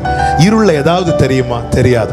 ஆனால் அவர் அசைவாடினதும் அந்த இருள் மாறி அழகான ஒரு வெளிச்சத்தை கட்டளையிட்டு எவ்வளோ தெளிவாக்கினார்ல. அதே போல ஆண்டவரை எனக்குள்ள இந்த தெளிவு வேணும். என்ன சந்தேகம் இருந்தாலும் அந்த ஆண்டவர்கிட்ட ஓப்பனாக சொல்லணும். சாராள மாதிரி என்ன சொல்லக்கூடாது? பொய் சொல்லக்கூடாது. ஆண்டவர் நான் விசுவாசிக்கிறேன் சொல்லிட்டு, இல்லை ஆண்டவர் எனக்கு ஒரு டவுட்டாக இருக்கு. நான் முந்தானத்து ஒரு காரியத்துக்காக ஜெபிக்கும் போது ஆமென். ஆண்டவரை பார்த்து இப்படி ஆண்டவர் சொல்லி ஜெபிக்க வைத்தார். ஆண்டவரே, என்னுடைய அறிவீனத்து நிமித்தமோ என்னுடைய அற்ப விசுவாசத்தின் நிமித்தமோ இந்த காரியத்தை நான் நஷ்டப்பட்டுறக்கூடாது ஆண்டவரே அப்படி சொல்லி நான் ஜெபித்தேன் என்றல்ல, கர்த்தர் என்னை உணர்த்தி ஜெபிக்க வைத்தார். ஆண்டவரே, குடும்பத்தில் இப்படி ஒரு காரியம் நீங்கள் செய்வேன்னு சொல்லியிருக்கிறீங்க, வாழ்க்கையில் சபையில் இப்படி ஒரு காரியம் தருவேன்னு சொல்லியிருக்கிறீங்க. அது என்னுடைய அறிவீனத்தின் நிமித்தமோ என்னுடைய அற்ப விசுவாசத்தின் நிமித்தமோ அது கைவிட்டு போயிடக்கூடாது ஆண்டவரே, அது நஷ்டப்பட்டு போயிடக்கூடாது ஆண்டவரே. என்னை அதற்கு ஏற்றார் போல என்னை உருவாக்கி என்னை ஜெபிக்க வைங்கப்பா அப்படி சொல்லி வேதத்தை திறந்து வைத்து ஆண்டவர் ஜெபிக்க வைத்தார். எதற்காக இது சொல்றேன்னா, ஆண்டவர் நம்மை உணர்த்தி உருவாக்க விரும்புகிறார். எப்பவுமே இதை மனசுல வச்சுக்கணும். ஆமே, நம்முடைய விசுவாசம் கடல் மேல் நடந்தவனுடைய விசுவாசத்தை பார்த்தே இயேசு என்ன சொன்னார்? அற்ப விசுவாசம். அது என்ன, கடல் மேல யாராவது இறங்கி நடப்பாங்களே? நம்ம கிட்ட தான் சொல்றாங்க. நான் கன்னியாகுமரி கடலின் நடுப்பகுதியில் இருக்கிறேன், மகளே நீ நடந்து வா அப்படி சொன்ன நடந்து போவோமா நம்ம? இல்லை ஆண்டவரே நீங்க வேண்டாம் என்கிட்ட நடந்து வாங்கன்னு சொல்லுவோம். ஆனா பேதுரு இறங்கி நடந்து போகிறான். அப்படி போகிறவனை பார்த்தும் அவர் என்ன சொல்லுகிறார்? அற்ப விசுவாசம். அப்படி என்றால் என்ன? தேவன் எதிர்பார்க்கிற விசுவாசம் என்பது நாம் நினைப்பதற்கு மேலானது. ஆண்டவர் எதிர்பார்க்கிற விசுவாசம் நாம நினைக்கிறதுக்கு மேல. எனவே வார்த்தையை கேட்டு அதை உள்ள வச்சு சிந்திச்சு வேதத்தில் இருக்க எப்பவுமே பைபிளோட கம்பேர் பண்ணி பாருங்க. பைபிள்ல இல்லையா அதை நீங்க அக்செப்ட் பண்ணாதிருங்க. கர்த்தர் உங்களை ஆசீர்வதிப்பார், கர்த்தர் உங்களுக்கு தெளிவுண்டாக்குவார், கர்த்தர் உங்களை நடத்துவார். எல்லாரும் கண்களை மூடி ஜெபிக்கலாமா? ஒரு 2 நிமிஷம் முழங்கார் போட முடிந்தால் முழங்கார் படியிட்டு. தேங்க்யூ ஹோலி ஸ்பிரிட், நடத்துங்கப்பா, நடத்துங்க ஆண்டவரே. உடாரபா சந்தரலரியாந்தரே, உருவாக்கும் தெய்வமே, உருவாக்குமே, உம் கைனா உம் சித்தம் போல் உருவாக்குமே. 2 கைகளை உயர்த்தி, உருவாக்கும் தெய்வமே, உருவாக்குமே, உம் கைனா உம் சித்தம் போல்.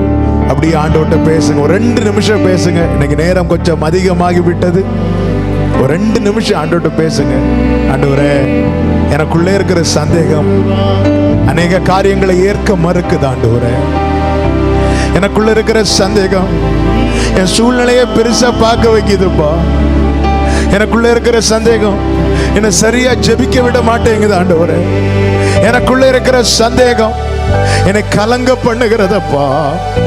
எனக்குள்ள இருக்கிற சந்தேகம் என்னை ஆராதிக்க விடாமல் தடை பண்ணுகிறது ஆண்டவரே. இந்த சந்தேகம் மாற எனக்குள்ளே தெளிவுண்டாக்கும் ஆண்டவரே. உம்முடைய மந்தையின் ஆடாயிருந்து உம்முடைய சத்தத்தை கேட்டு உம்மை பின்பற்றுகிற நல்ல மேய்ச்சலின் ஆடுகளாயிருக்க கிருபை செய்யும். 2 கைகளை உயர்த்தி ஆண்டவர்கிட்ட கேளுங்க. அப்பா, எனக்குள்ளே தெளிவுண்டாக்கும் ஆண்டவரே. என் எதிர்காலத்தை குறித்த சந்தேகம் மாற்றி எனக்குள்ளே தெளிவுண்டாக்கும். பிள்ளைகளை குறித்த சந்தேகங்களை மாற்றி எனக்குள்ளே தெளிவுண்டாக்கும்.